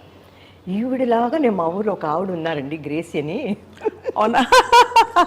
గ్రేసి అని ఉన్నారు, అచ్చు ఈవిడలాగే ఉంటారండి అంటే నాతో చెప్పారు కాంతారా గారు. అయ్యో నేనే కదండి అన్నాను. అంటే ఆహా మీరు కాదు, ఆవిడ వేరే, అది ముండు గిండు అంతా కట్టుకొని ఉంటారు, అక్కడ ముండు కట్టారు, తుండు అది కడతారు, క్రిస్టియన్ డ్రెస్ అది వేసుకుంటాం కదా, ఈవిడ కాదండి అంటే నేను ఫోక్లో డ్రెస్లో ఉన్నాను. వాడికి ముందు చూసి ఆ వేస్టి గిస్టి ఆ చొక్కాయి చూసి అలవాటైపోయి ఈవిడ కాదంట, నమ్మడు నన్ను. సరే పోరా బాబు నమ్మపోతే పోయావు అని అనమాట. అలాగా మలయాళంలో ఆ డైలాగ్స్ బాగుండేవి, సత్యం గారు నేర్పించేవారు. కొన్ని డైలాగ్స్ మనకి నోటితో పలకడానికి కొద్దిగా భయం వేస్తుంది. అవును, కొన్ని చెప్పుకునేవారా? ఒక డబ్బింగ్ ఉండేది కదా ఆ రోజుల్లో కూడా. డబ్బింగ్ కొన్ని, కానీ అప్పట్లో అంటే డబ్బింగ్ ఉన్నా కూడా అక్కడికక్కడ ఆన్ స్పాట్ కాదు. ఇక్కడలాగా మనం ఇప్పుడు నార్త్ ఇండియా నుంచి అక్కడి నుంచి వస్తున్నారు కదా హిందీ వాళ్ళందరూ, వాళ్ళలాగా మనకి డబ్బింగ్ చేయాలంటే లిప్ మూమెంట్ కరెక్ట్గా సెట్ అవ్వాలి. సాంగ్స్లో కూడా చూడండి, మనం పాడుతున్నప్పుడు మలయాళం పాటైనా క్లోజ్అప్లో ఆ పాటకి కరెక్ట్గా లిప్ మూమెంట్ సెట్ అవ్వాలన్నమాట. లేకపోతే కట్ కట్ అనేస్తారు. మనం ఎంత యాక్ట్ చేసినా కూడా ఆ లిప్ మూమెంట్ అమ్మా తప్పు, ఇలా పాడాలి అని వల్లేసి 10 సార్లు అనుకొని ఆ లిప్ మూమెంట్ ఇవ్వాలన్నమాట. అదే ఇప్పుడంతా ఏబిసిడి ఇప్పుడు ఏబిసిడి చెప్తే డబ్బింగ్ చెప్పేస్తున్నారు. అప్పుడు ఏబిసిడి కాదు కదా, మన మలయాళం డైలాగే మనం తెలుగులో రాసుకొని డైలాగు కరెక్ట్గా ఆ లిప్ మూమెంట్ సెట్ అవ్వకపోతే కట్ అంటారు అనమాట. ఒక డైలాగు అది కొద్దిగా వల్గర్గా ఉంటుంది మనకి తెలుగులో, ఎక్కువగా పువ్వులు అనేదాన్ని అది మలయాళంలో ఒకలా చెప్తారు, అది హీరోని చూసి చెప్పాలి. అది కొద్దిగా మన తెలుగులో తప్పు. నైట్ షూటింగ్ హీరోని చూసి చెప్తున్నప్పుడు కరెక్ట్గా ఆ డైలాగ్ వచ్చినప్పుడు ఆఫ్ చేసేసేదాన్ని. కట్ కట్ అనేసి ఎంత గ్రేసి పరయు అనేవాడు అనమాట ప్రొడ్యూసరు, ఆయనే డైరెక్టర్ ప్రొడ్యూసరు కుంజాకు. అప్పుడేనే అనేసి అప్పుడు మలయాళ హీరో సత్యానికి తమిళ్ తెలుసు. ఆయన అన్నాడు சொல்லுங்க என்ன ஆச்சு இல்லைங்க இந்த டைலாக் எங்கள் தெலுங்குல ரொம்ப தப்பு, அது கொஞ்சம் தப்பாக இருக்குது, அது நான் என் வாயால் இத்தனை பேர் முன்னால் சொல்கிறேன், இங்கே யாருமே தெரியாதம்மா நீ சொன்னாலும் பரவாயில்ல சொல்லு అన్నాడు. నడిచి అనేసి మెల్లిగా లిప్ మూమెంట్ ఇచ్చి సౌండ్ రాకుండా చెప్పేస్తాను అనమాట. అంటే ఎంతకీ కట్ అంటున్నారు అనమాట వాడు. అలాగా భలే అనుభవాలు అండి బాబు. కేరళ పెడితే కేరళ అనుభవం చాలా ఇదిగా ఉంటుంది. అన్ని భాషల కంటే కేరళ కొద్దిగా చాలా కష్టమైన భాష. తమిళ్ కన్నడం కంటే కన్నడమైనా కొద్దిగా మనం అర్థం చేసుకోగలం, కానీ మలయాళం కొద్దిగా కష్టం. మన నోస్తో మాట్లాడటం అది డైలాగ్స్ చాలా కష్టం. బాగా అలవాటైపోయేది అక్కడ పనోడితో వాళ్ళతో మాట్లాడి. ఇప్పుడు జానపద చిత్రాలు మీరు ఎక్కువగా నటించారు. జానపద చిత్రాలు అంటే కాస్ట్యూమ్లకు చాలా కష్టం కదా, సాంఘిక చిత్రాల కంటే. చాలా టైం పట్టేదా మీ మేకప్ అది? అంటే ఇప్పుడు సాధారణంగా చీర కట్టుకొని మనం సోషల్ పిక్చర్ రెడీ అవ్వటమే కొద్దిగా కష్టం మనకి. అలాంటిది ఫోక్లోర్ పిక్చర్స్ అంటే హెయిర్ డ్రెస్లు అప్పుడు ఒక హెయిర్ డ్రెస్ కోసం వెయిట్ చేయాల్సి వచ్చేది అప్పుడు మాకు. ఎందుకంటే జోస్ఫిన్ కానీ ఇంకొక ఆవిడ కానీ వాళ్ళు వచ్చి మనకి హెయిర్ డ్రెస్ చెయ్యాలంటే వాళ్ళు చాలా బిజీగా ఉంటారు. వాళ్ళు వేరే వాళ్ళ దగ్గర నుంచి కార్లో వచ్చి మనకి చేయడానికి ఒక్కొక్క ఆర్టిస్ట్ దగ్గరికి వెళ్ళిపోతారు. వాళ్ళు ఇద్దరు ఉండేవారు అనమాట. జోస్ఫిన్ను ఇంకొక ఆవిడ ఎవరో ఉండేవారు అనమాట. వాళ్ళు ఆంగ్లో ఇండియన్స్ అనమాట. వాళ్ళ కోసం మేము వెయిటింగ్ చేయాలన్నమాట. మేకప్ మ్యాన్ దగ్గర అంటే మేకప్ మా ఇంటి దగ్గర వచ్చి మేకప్ నాగేశ్వరరావు గారు ఉండేవారు. మన అక్కడ వచ్చి నా హీరో నాగేశ్వరరావు గారు, సావిత్రి గారు, గిరిజ వీళ్ళందరూ అక్కడికే వచ్చారన్నమాట మేకప్ రూమ్కి. నాకు ఎందుకంటే నాకు భక్త రామదాస్ యాక్ట్ చేసినప్పుడు మేము విజయరావుచారి రోడ్లో ఉండేవాళ్ళం అనమాట. ఆ వెనకే నాగేశ్వరరావు గారి ఇల్లు. మేము అందరూ అక్కడికి వెళ్ళాలి మేకప్ రూమ్కి. ఇంటికి వచ్చి చేయరప్పుడు మేకప్ రూమ్కి వెళ్ళాలన్నమాట. అప్పుడు క్యూలో కూర్చోవాలన్నమాట. అప్పుడు డిసిప్లిన్ అంటే అప్పుడు భలే కష్టం అండి బాబు. డిసిప్లిన్ అంటే డిసిప్లిన్. ఎవరు ముందు వస్తారో వాళ్ళకి మేకప్ స్టార్ట్ చేస్తారు, మీద వాళ్ళు కూర్చోవలసిందే. అప్పుడు ఏమైపోయిందంటే నాకు సావిత్రి గారు, నాగేశ్వరరావు గారు వీళ్ళందరికీ ఆయన మేకప్ మ్యాన్ నాగేశ్వరరావు గారు, మేకప్ నాగేశ్వరరావు గారు అనమాట. మమ్మల్ని పొద్దున్నే తీసుకుని పోయి 3:30కి లేపేసి పడేసేవారు అనమాట. అక్కడ చిన్నపిల్లలం కదా భక్త రామదాస్. అప్పుడు పొద్దున్న నిద్రపోతులు వెళ్ళిపోయి అక్కడ కూర్చుంటే అక్కడ మేకప్ వేసుకొని తర్వాత హెయిర్ డ్రెస్లు అవి ఇవి మేకప్ చేసుకొని వచ్చి అక్కడ హెయిర్ డ్రెస్లు వస్తే ఒక్కొక్కరికి చేసేవారు అనమాట. అలాగుండేది అక్కడ ఆ కాలంలో. ఆ హెయిర్ డ్రెస్లు అంతా అయిపోయి మేకప్ మ్యాన్లు వీళ్ళు అదొక సరదాగా ఉండేది. తర్వాత నేను ఆ మేకప్ స్టూడియో ఆ మేకప్ రూమ్లో మన కాంచనామాల గారు ఆవిడ చూశారండి బాబు. పెద్ద కాంచనామాల అంటే తెలియని వాళ్ళు ఎవరు లేరు. మీ తరం కూడా కాంచనమాల వినుంటారు పేరు. ఆఫ్ కోర్స్ వినుంటారు కదా. ఆ కాంచనమాల గారు ఒక కృష్ణవేణి కాదు, ఒక పిక్చర్ తీశారు. అందులో వచ్చి ఆ పిక్చర్లో వచ్చి ద్రౌపదిని ఇలా అవుతారు, ఏదో ఒక పిక్చర్లో యాక్ట్ చేశారు. సావిత్రి గారు వీళ్ళందరూ యాక్ట్ చేసినప్పుడు ఒక క్యారెక్టర్ ఎవరిని, కాంచనమాల గారిని యాక్ట్ చేశారు. ఆవిడకి అప్పుడు సరిగా లేదు, మెమరీ లేదు, జ్ఞాపకం లేదు. ఆవిడ వస్తుందనేసరికి నేను కాంచనమాల గారిని చూడాలని పొద్దున్నే అడిపోయామన్నమాట. మేకప్ రూమ్కి వెళ్ళిపోయి కాంచనమాల గారు వస్తున్నారు, ఈరోజు చూడాలి చూసి ఈవిడ కాంచనమాల అని షాక్ అయిపోయాను. ఎందుకంటే ఇలా కూర్చున్నారు, ఇలా ఉన్నారు. నేను నాగేశ్వరరావు మేకప్తో కాంచనమాల గారు అవునమ్మా. ఆవిడకి అప్పుడు ఏదో బ్రెయిన్ సరిగ్గా లేదని విన్నాను, నాకు తెలీదు మైండ్. కానీ అలానే మేకప్ చేసి డ్రెస్ చేసి ఆ పిక్చర్లో యాక్ట్ చేయించారు ఆవిడని. మహాతల్లిని ఆవిడని చూసి అదృష్టం. ఎందుకంటే కాంచనమాల అంటే పెద్ద గ్రేట్. ఇప్పటికీ చూడండి, కృష్ణవేణి గారిని 99 years అని చెప్పింది నిన్న వాణిశ్రీ. ఆవిడ వచ్చారు, ఆవిడ చూడటం కోసం వెళ్ళాను నేను హైదరాబాద్ని. చాలా గ్రేట్. కొంతమంది ఆర్టిస్టులు అండి. ఆవిడ మేజాపూర్ రాజా కృష్ణవేణి గారు, ఆవిడ రాజు వైఫ్, ఆవిడ ఆర్టిస్ట్ కూడా ఆవిడ. కృష్ణవేణి గారు అంజలీదేవి గారు వచ్చి లక్ష్మమ్మ కథ అని, శ్రీ లక్ష్మమ్మ కథ అని తీశారంట. మా సిస్టర్ చెప్పేవారు, నాకు తెలియదు పాతకాలం. అప్పుడు ఆ పిక్చర్లో ఒక పిక్చర్లో వచ్చి నాగేశ్వరరావు గారు, అంజలీదేవి గారు, ఇంకో పిక్చర్లో కృష్ణవేణి గారు, వాళ్ళ ఓన్ బ్యానర్ అనమాట, మేజాపూర్ వాళ్ళది తీశారంట. ఆ రెండు పోటీకి రిలీజ్ అయ్యాయని అప్పుడు చెప్పుకునేవారు అనమాట. ఆ కాలంలో పెద్ద పెద్ద ఆర్టిస్టులు కదండి. అలా అప్పట్లో సినిమాలు హిట్ ఫ్లాప్ ఈ కాన్సెప్ట్ ఉండేదా? అంటే ఎప్పట్లో మేము యాక్ట్ చేసినప్పుడా? అబ్బో ఎందుకు లేదండి బాబు. ఒక పిక్చర్ యాక్ట్ చేసి హిట్ అయిందంటే పైకి తెస్తారు. కానీ 100 yearsకి వెళ్తే ఉంటుందండి ఒక్కొక్క ఊరు. నేను ఆరాధనకి వెళ్ళాను. అప్పుడు అందరం కార్లో, ఒక్కొక్కరికి ఒక్కొక్క కారు. సావిత్రి గారికి అన్ని నగలు పెట్టుకొని ఒక సెక్యూరిటీ అంతా వస్తారనమాట. నాగేశ్వరరావు గారికి ఒక కారు, రేలంగ్ గారికి, సూర్యకాంత్ అమ్మ, మేము అందరం ఒక్కొక్కరు ఒక్కొక్క కార్లు అలా బయలుదేరుతుంటే మాకు ఒక కారు అనమాట. అక్కడక్కడ హాల్ట్ చేసి వనభోజనంలాగా భోంచేసి టిఫిన్లు అవి వెళ్తే ఆ స్టేజ్ మీద అప్పుడంతా మాకు మాట్లాడటం ఉండదు, ఎవరు మాట్లాడేవారు చేసేవారు. అందరూ స్టేజ్ మీద నిలబడితే వెండి గిఫ్ట్లు ఇచ్చేవారన్నమాట. ఎంత వెయిట్గా ఉండేవో. ఆరాధనలో 2-3 చోట్ల నేను తీసుకున్నాను. చాలా మన జగపతి పిచ్చేసేవాడి. అలాగా సిల్వర్లో వచ్చేవారు. ఇప్పుడు అంతా చెక్కలు ఇచ్చేస్తున్నారు అనుకోండి. ఇప్పుడు అదే వెయిట్గా ఉంటుంది, చెక్కలు ఇస్తున్నారు. అప్పుడంతా ప్యూర్ సిల్వర్లో ఇచ్చారు. బాగుండేది 100 days ఫంక్షన్స్. బాగా వైభవం, గ్లామర్ అంతా చూసారు కదా. ఎందుకు కాదలకినారంలో 100 days ఫంక్షన్ చేశారు. సిల్వర్ జూబిలీ బెంగళూరులో చేశారు. తర్వాత వచ్చి హిందీలో యాక్ట్ చేశాను నేను. అవును, ప్రేమించుడు, కాదలిక నేర్మలు అని, ప్యార్ కియేజ్ అని శశి కపూర్ నేను యాక్ట్ చేస్తాను. దానికి ఆ పిక్చర్ 100 daysకి అందరూ వచ్చారు. వహీదా రెహమాను, మాలా సిన్హా, నిరూప్ రాయ్, వాళ్ళందరితో ఫోటో ఉంది. ఏదో ఒక అప్పుడు ఇలాగా సెల్ఫీలు అవి లేవు కదా, పేపర్లో వేస్తే ఆ పేపర్ కట్టింగ్స్ పెట్టేవాళ్ళం. మీరు హిందీలో అడుగు పెట్టిన తర్వాత కంటిన్యూ అవ్వాలనిపించలేదా ఎక్కువగా? అంటే నాకు అప్పట్లో ఏంటంటే హిందీ ఫీల్డ్కి నేను పెట్టి బాగా సక్సెస్ అయింది. కానీ ఒక మిస్టేక్ చేశాను నేను. ఒక శశి కపూర్తో యాక్ట్ చేశాను ఒక పిక్చరు, ప్యార్ కేజా. తర్వాత కిషోర్ కుమార్తో వచ్చి ఫాయిల్ కి శంకర్ అని యాక్ట్ చేశాను. తర్వాత వచ్చి దారా సింగ్తో ఒక పిక్చర్ ఒప్పుకున్నాను, వాళ్ళ ఓన్ బ్యానరు. ఆయన ఈ సినిమాలు చూసి రాజశ్రీ అనే నన్ను బుక్ చేశాడు అనమాట, వాళ్ళ ఓన్ బ్యానర్లో. ఆయన పర్సనాలిటీకి నా పర్సనాలిటీకి సరిపోదు. అవును, పెద్ద పర్సనాలిటీ, పెద్ద ఫిగర్ అనమాట. నేనేదో ఇంత సన్నగా ఇలా ఉంటాను. అప్పుడు చిన్న వయసు వేరే, చాలా యంగ్. అప్పుడు ఎక్కడ 20-21 years ఉంటాయి. అప్పుడు ఆ పిక్చర్లో బుక్ చేస్తే ఒకసారి బొంబాయిలో ఏమైందంటే, నేను కార్లో వెళ్తున్నప్పుడు అక్కడ చాలా ట్రాఫిక్, పక్కన కార్లో నిలబడతాయి అనమాట. మా పక్క కార్లో శశి కపూర్ ఉన్నాడు. అద్దం దింపి, ఏమిటి నువ్వు దారాసింగ్కి యాక్ట్ చేస్తున్నావు, నువ్వు నా పిక్చర్తో A1 హీరోయిన్గా నువ్వు యాక్ట్ చేస్తున్నావు, నువ్వు దారాసింగ్ పిక్చర్ అంటే అక్కడ ఏ గ్రేడ్ బి గ్రేడ్ ఉందంట. మాకు తెలియదు. అవును, ఎవరైనా బుక్ చేస్తే ఒప్పేసుకోవటమే, కాల్ షీట్ ఖాళీగా ఉంటే బుక్ ఒప్పుకుంటాం మేము.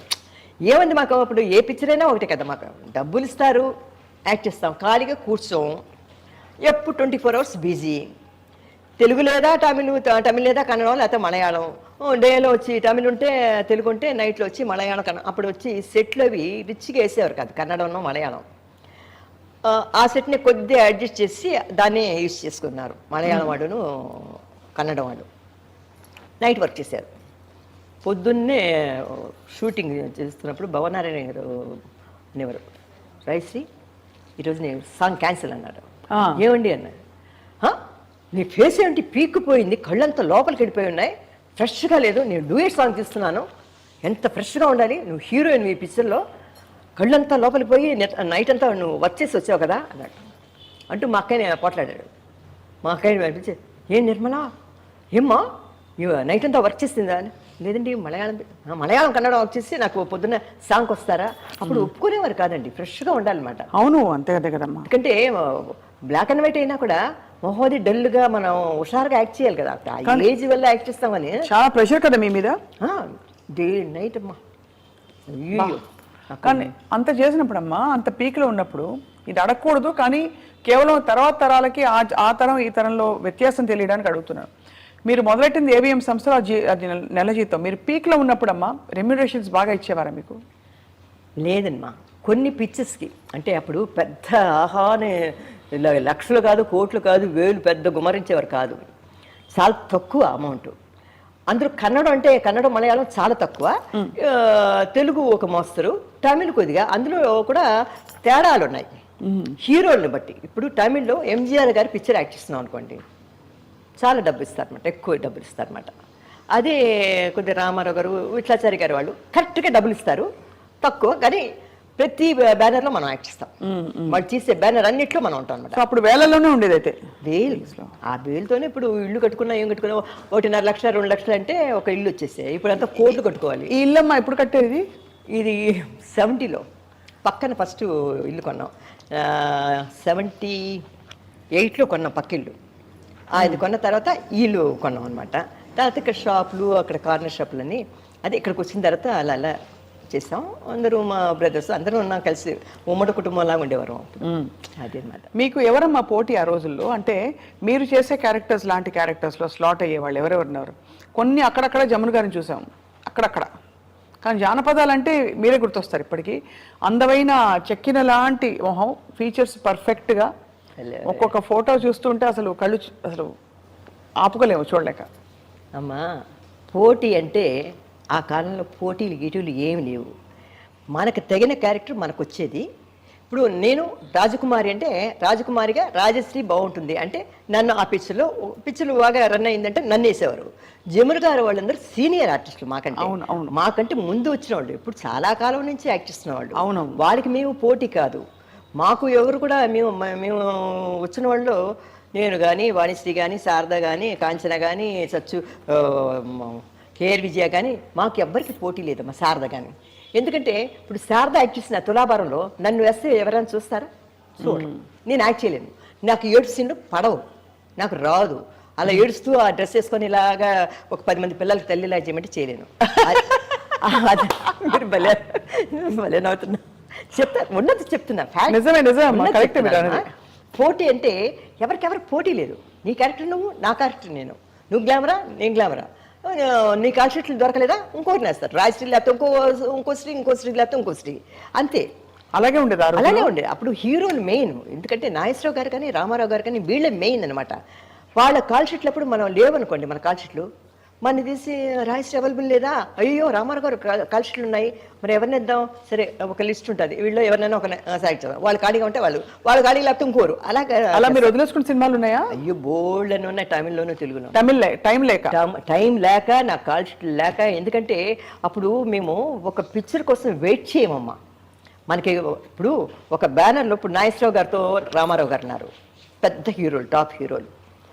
వాళ్ళతో మనకి డెఫినెట్గా ఆయన ఉన్న పిక్చర్లన్నీ మనం యాక్ట్ చేస్తామంటే వాళ్ళ కోసం వెయిట్ చేయవచ్చు. అవును, వాళ్ళ పిక్చర్లు ఒక పిక్చర్ 2 పిక్చర్లు వస్తాయనుకోండి, మనం బుక్ చేస్తారో లేదో అనేసి ఆ కాల్ షీట్లు అలా పెట్టుకొని ఖాళీకి కూర్చోం కదా. అవును, అంతే కదా. మేము వేరే ఇంకోగా దీనికి వెళ్ళిపోదాం ఖాళీగా. ఓహో ఈ మంత్లో వచ్చి 10 days 20 days ఖాళీగా ఉందా, సరే మలయాళం పిక్చర్లో ఎవరో ఉదయ స్టూడియో కానీ మెరీల్యాండ్ సుబ్రహ్మణ్యం గారు అడుగుతున్నారా, సరే ఆ కాల్ షీట్లు వాళ్ళకి కావాలా ఇచ్చేస్తాం. వాళ్ళు ఏంటంటే మలయాళం వాళ్ళు మన కాల్ షీట్లు దొరికించాలని పెట్టేసుకుంటారు వాళ్ళు, కన్నడ వాళ్ళు కానీ వాళ్ళు. అప్పుడు బడ్జెట్ తక్కువ వాడిది, అవును, మనకి తక్కువలో దొరుకుతున్నారని పెట్టేస్తారు అనమాట. అలాగా మేము పోటీలు గీటీలు ఏమి లేవు. నీ క్యారెక్టర్ నీది, నా క్యారెక్టర్ సార్థం చేయమంటే చేస్తుంది. గ్లామర్గా ప్యాంటు చూసుకొని రాజశ్రీ లాగా చేయమంటే తనే ఉంది. రాజశ్రీ నీలాగా నన్ను చేయమంటే గ్లామర్గా నేను చేయలేను, నాలాగా చేయమంటే నువ్వు చేయలేవు. నీ క్యారెక్టర్ నీది, నా క్యారెక్టర్ నాది, అంతే. ఎవరికి పోటీ లేదు మాకు. చాలా ఫ్రెండ్లీగా ఉండేవాడు. అప్పటి ఆర్టిస్టులు చక్కగా సెట్లో కూర్చునేవాడు, అందరం ఒక సిస్టర్స్ లాగా బ్రదర్స్ లాగా అందరం మూవ్ అయ్యేవాళ్ళం తప్ప అయ్యో నాకంటే తన ఇదిగా ఉంది తిన ఇదిగా ఉంది ఆ పోటీలు జలసి అన్నది మాకు తెలీదు. నీకు వచ్చిన పిక్చర్ నువ్వు యాక్ట్, నాకు వచ్చిందా నేను యాక్ట్, నువ్వు కాడిగానో నువ్వు, అంతే. ఎవరు ఇదే వాడి, అంతేగాని పోటీలు లేకపోతే ఇంతవరకు మేము అందరం కలిసి ఉంటాం. ఇప్పటికీ పాత ఆర్టిస్టులు అంటే ఉన్నది ఎవరండి? హైదరాబాద్లో గీతాంజలి లేదు పాపం, జమున గారు, విజయనిర్మల గారు ఉండేవారు పాపం. ఆవిడ ఇక్కడ ఉన్నప్పుడు మన ఇంటి దగ్గరే ఉండేవారు అనమాట. చాలా క్లోజ్గా చక్కగా మన ఇంటికి వచ్చేది, వాళ్ళ బర్త్డే కానీ పిలిచేది. ఆవిడ లేదు. ఒక జమున గారు ఉన్నారు. బెంగళూరులోన షౌకార్జీ జానకి గారు ఉన్నారు. కృష్ణకుమారి గారు ఎప్పుడు మాట్లాడేవారు, ఆవిడ లేరు. సరోజాదేవి గారు ఉన్నారు. ఆవిడ అప్పుడప్పుడు డైలీ 2 రోజులకు ఒకసారైనా మాట్లాడుతుంది ఆవిడ. తర్వాత భారతి ఉంది, జయంతి ఉండేది, జయంతి లేదు పాపం. ఇక్కడ చెన్నైలో ఎవరు ఉన్నామండి? చెన్నైలో వాణిశ్రీ ఉంది, శారద ఉంది, కాంచన ఉంది, కేఆర్ విజయ ఉంది. ఇంకా చెప్పుకోవటానికి తెలుగు వాళ్ళు పెద్ద ఇంకా ఎవరున్నారు ఇక్కడ? అంతే. ఈ రోజారమణి వీళ్ళందరూ తర్వాత వచ్చినాడు. రోజారమణి, కవిత వీళ్ళందరూ తర్వాత వచ్చినాడు. అవును, మీకంటే జూనియర్ కదా వాళ్ళు. మా తరం వాళ్ళు మేము కొంతమంది ఉన్నాం. కనుకనే ఒక ఇంటర్వ్యూలో అడుగుతాను, ఏమండి పాత వాళ్ళం కొంతమందే మిగిలి ఉన్నాం, అందరం ఎంతోమంది పోయారు, మేము కూడా ఎన్నాళ్ళు ఉంటాం, మాకు ఓపికలు ఉండాలి బయట ఊళ్ళు రావటానికి కానీ ఇంటర్వ్యూలు ఇవ్వటానికి కానీ. ఒకసారి ఇచ్చాము, ఇంటర్వ్యూ అయిపోయింది, అంతే. ఏం చెప్తాము మా హిస్టరీ అని. కానీ చాలా కష్టపడి వచ్చామండి మేము, అందరిలాగా కాదు, చాలా చాలా కష్టపడి వచ్చాము. రియాలిటీ అంటే ఏమిటని మా దగ్గరే నేర్చుకోవాలి. ఇప్పుడు గ్రాఫిక్స్లు, క్యారవాన్లు అన్నీ ఉన్నాయి. మేము అవుట్డోర్ వెడితే డ్రెస్ చేంజ్ చేసుకోవాలంటే మాకు చెట్లు పొలాలు ఉండేవి, అక్కడ వచ్చి ఒక టౌలో ఏదో పట్టుకునేవారు, అక్కడే డ్రెస్ చేంజ్ చేసుకోవాలన్నమాట. అంత జానపద డ్రెస్సులు కూడా ఏ డ్రెస్ అయినా అవుట్డోర్ ఉగనకల్లు గిగనకల్లు వెళ్ళారు, కాళ్ళు మాడిపోతుంటాయి, చెప్పులు వేయటానికి వెళ్ళేవి. ఎందుకంటే రాని ఫోక్లోర్ పిక్చర్లు చెప్పులు వేయకూడదు, బీపీ స్కిన్ కలర్ ఉంటాయి. డ్రెస్ అంతా వల్గారిటీ ఏమి ఉండదండి, అప్పుడు ఫుల్గా కవర్ ఉంటుంది కానీ సెక్సీగా ఉంటుంది అప్పుడు డ్రెస్లు. బీపీ కాలిపోతుంటుంది. ఎంత హార్డ్ వర్క్ అండి. రాయి మీద ఉగనకల్లు అలా పడుకొని డూయిట్ సాంగ్ పాడుతుంటే బీపీ కాలిపోతుంటుంది, కాళ్ళు కాలిపోతుంటుంది. అమ్మ బాబోయ్. గొడుగులు, ఒక గొడుగు పట్టుకోను, బ్రేక్ అయినప్పుడు గొడుగు ఆ లైట్లో పెట్టేసరికి కంట్లో ఒకలాగా ఉంటుంది. ఆ వెలుతురు సన్లైట్ వేస్తారు కదా, వేసరికి ఆ వేడికి తట్టుకోలేము అనమాట. ఇప్పుడు ఏముంది, గబుక్కని క్యారవాన్లో వెళ్ళిపోయి కూర్చుంటారు హాయిగా, ఫ్రెష్ హాయిగా వేసేసుకొని హాయిగా తినేసి వస్తారు. మేము అక్కడే చెట్టు కింద కూర్చొని ఒకరు విసురుకు ఉంటాడు అసిస్టెంట్, ఒక విసురు గారు పట్టుకొని. అవుట్డోర్లో, ఇండోర్లో అయితే ఒక చిన్న ఫ్యాన్ పెట్టుకుంటాం అనుకోండి, అప్పుడు అక్కడే చేసి రెడీ అంటే టచ్ అప్ చేసుకొని వర్క్ చేసేయాలి. మళ్ళీ సన్ పోయిందంటే కష్టం కదా. అవుట్డోర్లో సన్లైట్లోనే మేము వర్క్ చేయాలి. వాస్తవం. అలాగా వర్క్ చేస్తాం. సో అమ్మ, మరి ఆ టైంలో మీరు ఒక పొలిటికల్ ఫ్యామిలీ కూడా మీది. అవును, పొలిటికల్ ఫ్యామిలీ, సినిమా ఇండస్ట్రీలో ఉన్నారు. మిమ్మల్ని ఎవరు ఇష్టపడి ముందుకు వచ్చారా ఎవరైనా? మీరు ఇండస్ట్రీలో ఉన్నప్పుడు మీరు ఎవరినైనా, అంటే సహజం కదమ్మా ఇదంతా, కామన్. అప్పుడు కంటే ఇప్పుడు మరీ కామన్ అయిపోయింది రండి. అంటే అప్పుడు కొంచెం ఒక సిగ్గు బిడియం అండి, మాకు భయం. ఇప్పుడంతా ఇప్పుడు ఈ జనరేషన్లో అంటే చెప్తున్నాను నేను, తప్పు లేదు. చిన్నపిల్లలు పిల్లలు అంటే నీకు బాయ్ ఫ్రెండ్ లేడా అని అడుగుతారు అమ్మాయిని. అబ్బాయిని వచ్చి నీకు గర్ల్ ఫ్రెండ్ లేదా అని అడుగుతున్నారు. అవును, నేను నా కొడుకు అంటే అమ్మ ఇలా అడిగారే అనేవాడు చిన్నప్పుడు. అంటే అదే ఏంటి గర్ల్ ఫ్రెండ్ ఏంటి, బాయ్ ఫ్రెండ్ ఏంటి, మేము ఇలా నిలబడి ఊరికి ఏదో తమాషగా మాట్లాడుకొని జోకులు వేసుకుంటే ఇలా చూసేవారు అనమాట. పత్రికల్లో కూర్చుకొని రాసేసేవారు అనమాట. అవును, రాసేవారు, ఏమీ లేదు. అదొక వాళ్ళకి అదొక కొన్ని మ్యాగజైన్స్ లో అలా రాయటం అదొక ఫ్యాషన్ అనమాట. మా గురించి ఏమంటుంది, పొద్దున్న లేస్తే తెల్లవారుజామున లేచిన దగ్గర నుంచి మేకప్ వేసుకొని డ్రెస్లు వేసుకొని వర్క్ చేసి హార్డ్ వర్క్ చేసి ఇంటికి వెళ్ళి అవన్నీ కిరీటాలు అన్నీ తీసేసి మేకప్ తీసేసి పడుకున్నామంటే మళ్ళీ ఒళ్ళు తెలిసేది కదనమాట. అలాగా చాలా టైర్డ్ అయిపోయాడమ్మా. అవును, వర్క్ హార్డ్ వర్క్, వేరే ఆలోచన తావే ఉండదు. తావే ఎక్కడ ఉంటుంది. ఆ డ్రెస్లు వేసుకొని లవ్ సీన్ యాక్ట్ చేస్తున్నప్పుడు చూసే వాళ్ళకి ఏమో చాలా చక్కగా, అబ్బా ఎంత బాగా లవ్ చేస్తున్నారని. ఇక్కడ గుచ్చుకుంటుంటుంది, ఇక్కడ గుచ్చుకుంటుంది. అయ్యో ఎందుకు చెప్తాను. నాకు శ్రీ మర్యాద రామన్న పిక్చర్లో, మన పద్మనాభం గారి పిక్చర్లో ఒక సాంగ్ చేశాను నేను. చాలా మంచి సాంగ్ అది. అది ఒక నలుగురు ఉంటారన్నమాట. ఒక ఏ పాట అమ్మా పాడరా? నాకు పాటలు కొంచెం గుర్తు కాబట్టి. పాట పేరు మర్చిపోతున్నాను నేను. మర్యాద రామన్నలో వచ్చి ఏమి ఈ వింత పులకింత అని వస్తుంది. అది బాలసుబ్రహ్మణ్యం గారు ఫస్ట్ పాడిన పాట అది. ఆయన ఫస్ట్ సాంగ్ అది. రావే కావ్య సుమబాల, అదే కదా. నలుగురు హీరోలు ఉంటారన్నమాట. ఒకటి వచ్చి శోభన్ బాబు గారు, ఒకటి కృష్ణ, ఒకటి వచ్చి హర్నాథ్, రామకృష్ణ, నలుగురు. ఒకటి సాలి, కంసాలి, ఒక బ్రాహ్మణు, ఒక ఇతను అనమాట. నలుగురు. ఆ నలుగురులో ఎవరు చూసుకొని ఒక శిల్పి చెక్కుతాడు, బట్టలు వేస్తాడు, ఒక ఆయన నగలేస్తాడు, ఒకడు ప్రాణం పోస్తాడు అనమాట. ఈ నలుగురికి ఎవరు ఇది అన్నట్లుగా ఒక సాంగ్. అందులో బాలసుబ్రహ్మణ్యం గారు ఫస్ట్ పాడిన సాంగ్ నాకు ఆ పాట చాలా ఇష్టం అనమాట. సుశీలమ్మ గారు నాకు పాడారు. ఈ శోభన్ బాబు గారికి, కృష్ణకి వచ్చి బాలసుబ్రహ్మణ్యం గారు పాడారనమాట. ఆ సాంగ్ ఒకటి చాలా మంచి సాంగ్. ఆ కాలం అనుకుంటుంటే చాలా ఇదిగా ఉంటుందండి. అప్పుడు మేము యాక్ట్ చేసేటప్పుడు అనిమల్స్తో, అదే పావులు బాబోయ్. నేను ఒకటి చెప్పనా? నిజమైన పావులేనవి డూప్లా? భలేవారే. పావుల సంగతి చెప్తే మీరు అదిరిపోతారు. చెప్పండి. ఎలాంటి పావులు ఉండేవి? నాకు ఒక కన్నడ పిక్చర్, అది తెలుగులో కూడా చూసాను, స్వర్ణ గౌరి అని. ఆ పిక్చర్ నాకు దొరకలేదు, కానీ నేను నాగకన్య అనమాట. ఆ పిక్చర్లో కన్నడం, తెలుగు రెండు, అప్పుడు 2 లాంగ్వేజ్లు తీసేవారనమాట ఒకేసారి. నైట్ షూటింగ్, నైట్లో వచ్చి అలాగా ఫుల్ నాగకన్య డ్రెస్ వేసుకొని అలా రిలాక్స్ అయి ఉన్నాను. లైటింగ్ అంతా సెటప్ చేస్తున్నారు అనమాట. నైట్ షూటింగ్ అది చేసినప్పుడు ఇంత పెద్ద డైలాగులు నాకు కన్నడను తెలుగు. డైలాగ్ చదువుకొని అలాగా పడుకుంటే, అమ్మ షార్ట్ రెడీ అన్నాడు అసిస్టెంట్ డైరెక్టర్ వచ్చి. అలా వచ్చేసరికి కెమెరా ఎలా పెట్టినారు, పావులు వచ్చి 2 పావులు ఇచ్చేసాడు చేతిలో. అదే ఫస్ట్ టైం నేను పావులు పట్టుకోవడం. పావు పట్టుకున్న చేతిలో పావులు ఇచ్చేసాడు నా చేతిలో పట్టుకోమని. వాళ్ళు నిద్ర మాత్రం ఇచ్చేసరికి ఇలా పట్టేసుకున్నాను. పట్టుకుంటే పావులు, అమ్మ పావులు ఇచ్చేసాడు ఏంటో బాబు అనుకొని, సొల్లుగా డైలాగ్ చెప్పండి అన్నాడు. ఏం డైలాగ్ చెప్తాం, పావులు ఇచ్చేసి డైలాగ్ చెప్పండి అంటే అది బుస్సు ఉంటుంది. అందులో నైట్ షూటింగ్, చిన్నపిల్లని నేను అప్పుడు. ఇంకా ఈ పావులు బుస్సు ఉంటుంది. ఇలా చూసి డైలాగ్ రాలే అంటున్నాను నేను, అది బుసుకుడుతుంది అనమాట. ఇలా చూసి నేను అన్నాను, పావులు కన్నడం, నేను కన్నడంలో గిన్నె ముందు తెలుగు తీయి, కన్నడం అసలే డైలాగ్ జ్ఞాపకం ఉండదు, తెలుగైనా కొద్దిగా జ్ఞాపకం పెట్టుకొని చెప్పచ్చు, పావులు ఇచ్చేసి వచ్చి కన్నడం షాట్ తీసేలాగా ముందు తెలుగు తీయి అన్నాను. పట్టుకున్నాడు. అది ఇలా పట్టుకున్నాను. తీస్తున్నప్పుడు ఆ స్టూడియోలో నైట్ షూటింగ్ జరుగుతుంది. పైన లైట్లు ఉంటాయి కదా, అవును, ఫోకస్ లైట్లు ఎవరిన ఒక లైట్ బాయ్ ఏం చేశాడు, పైనుంచి దప్పని పడిపోయాడు కింద. నైట్ షూటింగ్ 2 గంటలకి. అమ్మ బాబోయ్. పోయేసరికి దప్పని సౌండ్ వచ్చేసరికి అందరూ పరిగెత్తుకుంటూ వెళ్ళిపోయారు అక్కడికి. నన్ను వదిలేసరికి మర్చిపోయారు. డైరెక్టర్, కెమెరామెన్ అందరూ వెళ్ళిపోయేసరికి నేను పావులు పెట్టుకున్నాను. ఇదేమిటి అందరూ వెళ్ళిపోయారు, నా చేతిలో పావులు ఉన్నాయి, వదులుతుంది, అది ఎక్కడ వెళ్ళిపోతుందో సెట్ నుంచి భయం, వదలలేను, పట్టుకోలేదు, గట్టి పట్టుకుంటే నలిగిపోతుందని భయం అనమాట. పట్టుకొని పావులు ఎవరైనా రెండో అని వస్తున్నాను. అందరూ వెళ్ళిపోయారు. పాపం ఒక కుర్రోడు, అసిస్టెంట్ కుర్రోడు వచ్చి, అమ్మమ్మ ఇవ్వండి అని పాపం నా బాధ భరించలేక తీసుకొని, బాడే బతికిపోయారు బాబు అని. బాబాయ్ ఎంత భయంకరం. లైట్ బైక్ పళ్ళు ఊడిపోయి రక్తం కారి చాలా ఇదైందనమాట. అలాగా కొన్ని ఫస్ట్ టైం నేను పావులు పట్టుకోవడం. తర్వాత మా ఇంటికి పావులోడు వస్తే నేను పట్టేసుకుంటుంటాను. నాకు చాలా సాయది. కానీ నేను చాలా వరకు నేను యాక్ట్ చేసిన పిక్చర్లు కన్నడం కానీ తెలుగు కానీ పావులతో ఎక్కువ యాక్ట్ చేశాను నేను. ఒక పిక్చరు తెలుగులో కాంతారా గారు, నేను అదృష్ట దేవత అనే ఒక పిక్చర్. అవునవును, గొప్ప సినిమా. అది యూట్యూబ్లో చూశాను. ఫుల్గా నాగలోకం సెట్ వేశారండి, పెద్ద నాగలోకం సెట్టు. అందులో మాస్టర్ ఎవరంటే హీరాలాల్ మాస్టర్. ఆయన చాలా గట్టి మాస్టర్, కాళ్ళు ముడుకులు అయినా ఇలా చూసి చూడట్లేదు, రెడీ అంటాడు. రక్తం కారుతున్నా సరే ఆయన వదిలిపెట్టాడు. ఆయన మూమెంట్స్ చాలా ఫాస్ట్గా ఉంటాయి.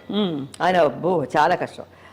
డాన్స్ చేస్తుంటే పావులు వేస్తుంటారు పైన, ఇలా పావులు పడుతుంటే నాగలోకం కదా ఫుల్గా నిజమైన పావులు తెచ్చిస్తారనమాట. కొన్నిటికి ఏమో పళ్ళు తీశారు, కొన్నిటికి కుట్టారు, కొన్నిటికి పళ్ళు కూడా వచ్చేస్తుండొచ్చు. సెట్ నిండా పావులు. ఆసారి ఏమైందంటే మా మదరు ఎప్పుడు షూటింగ్కి వచ్చేది కాదు, మా అక్కయ్య వచ్చేది అనమాట. ఒకరోజు షూటింగ్ చూడాలండి అమ్మాయిది, ఒకరోజు షూటింగ్ చూడాలి. మా అక్క అయింది, రారా అదృష్ట దేవత షూటింగ్ ఉంది అని తీసుకొచ్చింది. మా అక్కయ్యని తీసుకొస్తే మా మదర్ వచ్చి సెట్లో కూర్చునేసరికి పావును గేవును పైన వేస్తూ మూమెంట్ చూస్తుంటే, అమ్మో వద్దు షూటింగ్ వద్దు, ఏమొద్దు, మా అమ్మాయిని ఏమైనా చేసేస్తే వచ్చేయి షూటింగ్ వద్దు, రా గోల పెట్టేసింది మా అమ్మ. మాకంది నిన్ను తీసుకొని రావద్దన్నాను, నువ్వు వచ్చావు, అదే షూటింగ్ అంతే, అదే కరాదులే. నాకేంటి ఆ మూమెంట్ చూసినప్పుడు కింద పావులు ఉన్నాయి కదా, తొక్కేస్తే అది ఎక్కడ బాబోయ్ చాలా బోల్డ్ పావులు రియల్ అండి బాబు. ఎంత కానీ ఎంత అసలు మామూలుగానే పాకేదేమైనా చూస్తేనే ఒకలా అనిపిస్తుంది. బుస్సు కొడుతుంటది, పెద్ద పెద్ద పావులు పట్టుకొని ఆ పాట అది బుస్సు బుస్సు అని కొడుతుంటుంది అనమాట. నాకు భలే సరదా ఇస్తుంది. నాకు పావులు అంటే చాలా ఇష్టం అనమాట. ఎందుకంటే చిన్నప్పుడు స్కూల్కి వెళ్ళేటప్పుడు ఈ నాగస్వరం వినబడితే ఆగిపోయేదాన్ని నేను. అయిపోయి ఆ నాగస్వరం ఊతారు కదా, అది వింటూ ఉండేదాన్ని. తర్వాత హిందీ పిక్చర్ కూడా వైజయంతిమాల గారు యాక్ట్ చేశారు, నాగిన్ అనే పిక్చరు. అందులో అంతా నాగస్వరం అంటే నాకు చాలా ఇష్టం అనమాట. ఆ పావులతో ఆ నాగస్వరం అని నాకు ఎందుకో ఆ పావులతో చాలా పిక్చర్లు యాక్ట్ చేశాను. మళ్ళీ ఏనుగులతో, గుర్రాలతో, ముసలితో, కోతులతో, కుక్కలతో అన్నిట్లో యాక్ట్ చేశాను. ఎలుగుబంట్లు అవన్నీ రియల్ దీంతోనే యాక్ట్ చేశాను. ముసలిగా అన్నీ పులులు, సింహాలతో కూడా యాక్ట్ చేశాను రియల్గా. సింహంతో ఫోటో కూడా ఉంది మలయాళంలో. అదేంటంటే కడలమ్మ పഴశ్శిరాజా అని పిక్చర్లు, మలయాళం పిక్చర్స్ చాలా పిక్చర్లు యాక్ట్ చేశాను లేమా. ఓ పిక్చర్లో అయితే ముసలి వచ్చి పట్టుకొని కాళ్ళు లాగేస్తుండదు, చీర లాగా రియల్. ఇప్పుడులాగా గ్రాఫిక్స్ అవి ఇప్పుడు ఏంటి, పాములు అనేసరికి ఇల్లు వచ్చి అన్ని సీరియల్లో వాటిలో పాములు వచ్చేస్తున్నాయి. అది సర్వసాధారణం అయిపోయింది ఇప్పుడు. గ్రాఫిక్స్ లేకుండా ఏది లేదు, నడుస్తుంటే నిప్పులు వస్తున్నాయి, ఎగురుతున్నారు ఫైటింగ్లో వాటిలో. అప్పుడు హీరోలు కూడా చూడండి, కాంతారావు గారు కానీ రామారావు గారు కానీ ఫైటింగ్ చేసేటప్పుడు బరువుగా ఉండేది, కత్తులు చాలా వెయిట్ జాస్తి అనమాట. దాంతో ఫైటింగ్ చేసేవారు వాళ్ళు. ఆ పట్టుకోవటమే మనం మొయ్యలేము. నాకు అలానే 2 పిక్చర్లు నేను ఫైటింగ్ చేశాను అనమాట. అవునా? ఎందుకంటే ఒకటి వచ్చి తమిళ్లో వచ్చి కుడియిరంద కోల్ అనే పిక్చర్లో ఎంజీఆర్తో ఉన్బాళం ఎన్మిడియం అని ఫైటింగ్ చేయాలన్నమాట. ఇలాగా అది ఒకటి చేశాను. తర్వాత నా తెలుగులో కాంతారావు గారు నేను 1 2 3 అని ఒక సాంగ్ ఒకటి ఉందన్నమాట, జోడిస్తే అని ఏదో ఒక సాంగ్ ఉంది, అందులో చేశాను. నాకు చాలా పాములతో, కుక్కలతో, ఎలుగుబంటులతో బాగా అనుభవం. ఏనుగు మీద కూడా కూర్చొని తీయించుకున్నాను. అమ్మ, మీకు మీ హీరోలు అందరిలో ఎవరి సరసన నటించడం మీకు బాగా ఒక తృప్తిని, ఒక మంచి క్యారెక్టర్ చేసాము లేకపోతే మంచి సినిమా చేసామని ఫీలింగ్ వచ్చేది? ఎంజీఆర్ గారితో నటించారు, ముందు వరుసపెట్టి చూద్దాం. కాంతారావు గారు, ఎంజీఆర్ గారు, ఏఎన్ఆర్ గారు, రామారావు గారు, అందరితో నటించారు కదా. ఎవరితో మీకు బాగా తృప్తిగా అనిపించేది? అమ్మా, ఆ కాలంలో హీరోస్ అంటే టాప్ హీరోస్ తెలుగులో చెప్తాను. ఫస్ట్ మన తెలుగు ఛానల్ కనుక నాగేశ్వరరావు గారు, రామారావు గారు, కాంతారావు గారు, జగ్గయ్య గారు, 4 పెద్ద హీరోస్. అవును. దాని తర్వాత వచ్చినవాడు శోభన్ బాబు, కృష్ణ గారు, హర్నాథు, రామకృష్ణ. అవును. నలుగురు స్టెప్ బై స్టెప్ వచ్చారు. మేము చిన్నప్పుడు నాగేశ్వరరావు గారు, రామారావు గారు, జగ్గయ్య గారు, కాంతారావు పిక్చర్లు చూసి పెరిగిన వాళ్ళం, చిన్న పిల్లలం మేము. అవును. వాళ్ళు మాకు దేవుళ్ళు లాగానే మాకు ఉండిపోతారు మా మనసులో. ఎందుకంటే రామారావు గారిని చూస్తే కృష్ణుడుగా, రాముడుగా అదే మాకు మనసులో ఉండిపోతాయి. వాళ్ళతో యాక్ట్ చేస్తున్నాం అంటే కూడా మనకి చాలా ఇదిగా ఉంటుంది. వాళ్ళతో అనుభవం అంటే వాళ్ళు చూస్తామా, యాక్ట్ చేస్తామా అని కూడా ఊహించని టైంలో వాళ్ళతో యాక్ట్ చేయడం మహాభాగ్యం. అంతే కదా. అంతే. ఇప్పుడు మిగతా హీరోలతో చెప్తారా? మిగతా హీరోలు శోభన్ బాబు గారు, కృష్ణ గారు, హర్నాథు, రామకృష్ణ అందరూ చక్కగా పెళ్ళిళ్ళు అయిపోయి వచ్చిన వాళ్ళు. అందరూ కూడా వాళ్ళకి ఏమిటంటే ఆ కాలంలో లేడీస్ కానీ జెంట్స్ కానీ ఎక్కువగా మనం హీరోయిన్స్తో ఎక్కువగా టచ్లో ఉన్నాం. ఎందుకంటే మనం ఎవరు పైకి రావాలి, మనం బాగా సాధించాలి, పెద్ద హీరోస్ అవ్వాలని వాళ్ళు, మనం పెద్ద హీరోయిన్స్ కావాలని మనం అనుకున్నాం. అందులో మాకు యాక్ట్ చేసేటప్పుడు ఏ హీరోయిన్ అయినా ఒకటే. అంటే ఇప్పుడు రామారావు గారు యాక్ట్ చేసినప్పుడు అదొక విధమైన ఎక్స్పీరియన్స్, అనుభవం. నాగేశ్వరరావు గారితో యాక్ట్ చేసేటప్పుడు అదొక టైప్ ఆఫ్ ఇది. అంటే అన్నిటికీ మనం అడ్జస్ట్ అవుతాం. మిగతా జగ్గ గారితో యాక్ట్ చేసేటప్పుడు అదొకటి, కాంతారావు గారితో ఒక టైప్ ఉంటుంది. అదేలాగా శోభన్ బాబు గారిని, కృష్ణ కానీ, కృష్ణరాజు కానీ అందరితో, ఆల్మోస్ట్ అందరు హీరోలతో తెలుగులో యాక్ట్ చేశారమ్మా. అది వాళ్ళ అనుభవం అంటే ఎవరు ఎక్కువ అని లేదు. ఎవరు యాక్ట్ చేసినప్పుడు వాళ్ళే మాకు దేవుడు, వాళ్ళే ఎక్కువ మాకు. అది అంతేగాని వీళ్ళు చాలా టాప్ కదా, వీళ్ళు యాక్ట్ అంటే పెద్ద హీరోలతో యాక్ట్ చేయడం అంటే అప్పుడు గ్రేట్గా మేము భావించేవాడు. అవును కదా. నాగేశ్వరరావు గారు, రామారావు గారు అంటే టాప్, అదే ప్రపంచానికి తెలిసింది అందరూ. అందులో తర్వాత తమిళనాడులో అంటే ఎంజీఆర్ గారు, శివాజీ అంటే తెలియంది లేదు. అందులో కూడా ఇదేలాగా స్టెప్ బై నలుగురు ముగ్గురు ఉన్నారు వేసేస్తారు, వాడు అందరితో యాక్ట్ చేశాను నేను ఆల్మోస్ట్. రైట్. కనుక ఒక్కొక్కతో ఒక్కొక్క విధమైన అనుభవం అంతే, ఎవరు ఇష్టం అని లేదు, మన క్యారెక్టర్ ఏది మంచిదా అని అది ఇష్టం నాకు అంతే. సో అమ్మ, మీరు ఇంత పీక్ ఆఫ్ యాక్టింగ్లో ఉంటూ ఉంటూ మనకి మీ వివాహం అయినప్పుడు పాంచజన్య గారితో అది ఎలా కుదిరింది? ఎలా మీకు అసలు అంటే పొలిటికల్ ఫ్యామిలీ వల్ల పరిచయం అయ్యారా? అది చెప్పాలంటే అమ్మా, నేను ఇప్పటికీ సుబ్రహ్మణ్యరెడ్డి గారు ఎక్కడైనా ఫంక్షన్లో కనబడితే చెప్తారు, రాయశ్రీ ఏంటి నువ్వు పీక్లో ఉన్నప్పుడు పెళ్లి చేసుకొని పోయావు, నాకు నచ్చలేదు అన్నారు.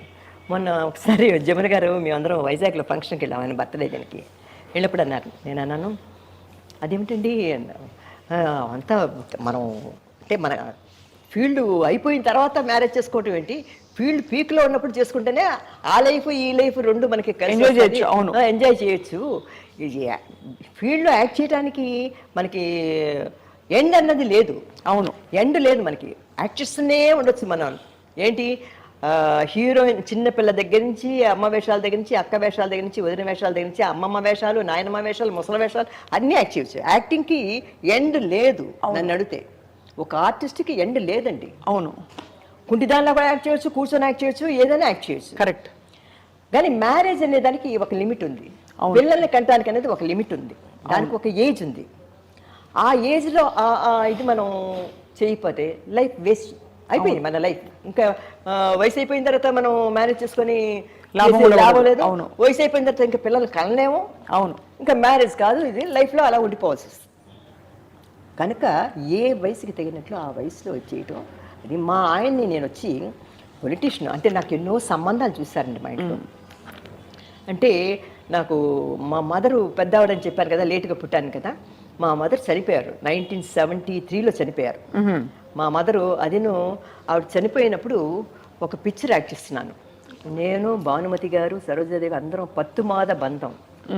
ఆ పేరు వింటేనే అది మీకు తమిళ్ తెలీదు. పత్తుమాద అంటే 10 మాసాలు మోసిన అనుబంధం అంటారు కదా, పత్తుమాద బంధం అనే పిక్చర్లో నేను యాక్ట్ చేసినప్పుడు ఆ పిక్చరు ఊటీ గీటీ అంతా తీసారు, అయిపోయింది ఫుల్గా. లాస్ట్లో క్లైమాక్స్ సీను కొద్దిగా బోల్డ్ గెటప్ నాదిను సరోజాదేవిది. అంటే కొద్దిగా ఒక ఏబిఎం రాజు మేము అందరం, ముత్తురామన్ అందరూ ఉన్నారు, రవిచంద్రన్ అందరూ ఉన్నారు. ఆ క్లైమాక్స్లో అందరు భానుమతి గారు, ఏమన్ రాజు, సరోజాదేవి, నేను, భానుమతి అందరు ఆర్టిస్టులు ఉన్నారు. ఆ టైం అప్పుడు క్లైమాక్స్ అప్పుడు మా మదర్కి నైటు ఒక విధమైన ఎగదిర్పులాగా వచ్చి ఆవిడ హాస్పిటల్ అడ్మిట్ చేయటం. హాస్పిటల్లో ఉన్నప్పుడు ఆ షూటింగ్ ఎడుతున్నప్పుడు నాకు డైలాగులు మాట్లాడాలి. నేను వచ్చి నా భర్తని ఆ సరోజాదేవికి అప్పగించాలన్నమాట. నా మూడు నీకు అప్పగిస్తున్నాను, నువ్వు పెళ్లి కాకముందే బిడ్డను కన్నావు అని ఒక డైలాగ్ చెప్తుంటే మాట నొక్కేసినట్లుంది, డైలాగ్ రావటం లేదు. గుర్తుందమ్మా డైలాగ్ అది? ఇది గుర్తు కూడా లేదమ్మా, నాకు మతిమరుపు కూడా వచ్చింది. ఆ సినిమా అప్పుడు నాకు చాలా దెబ్బతిన్నా నేను నా లైఫ్లో.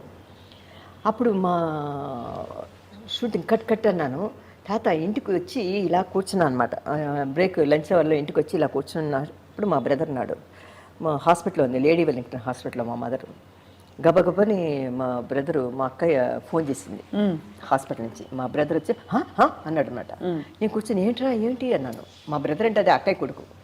ఏంటంటే ఏం లేదు రారా హాస్పిటల్కి వెళ్తాం అన్నాడు మా బ్రదరు. అప్పుడు నేను మేకప్తో ఉన్నాను, మళ్ళీ 2 o'clock షూటింగ్కి వెళ్ళాలి, లంచ్కి వచ్చాను అనమాట. గబగబని అలా వెళ్ళేసరికి మా మదరు, అయ్యో చూడండి హాస్పిటల్ పొల్లి లాక్కొని ఇచ్చేసేసరికి ఆ మేకప్తో గెటప్తో ఆ ఓల్డ్ గెటప్తో నాకు చాలా బాధ కలిగింది. దాంతో భోజనం మానేశాను. మా అమ్మ అంటే అంత అఫెక్షన్ నాకు.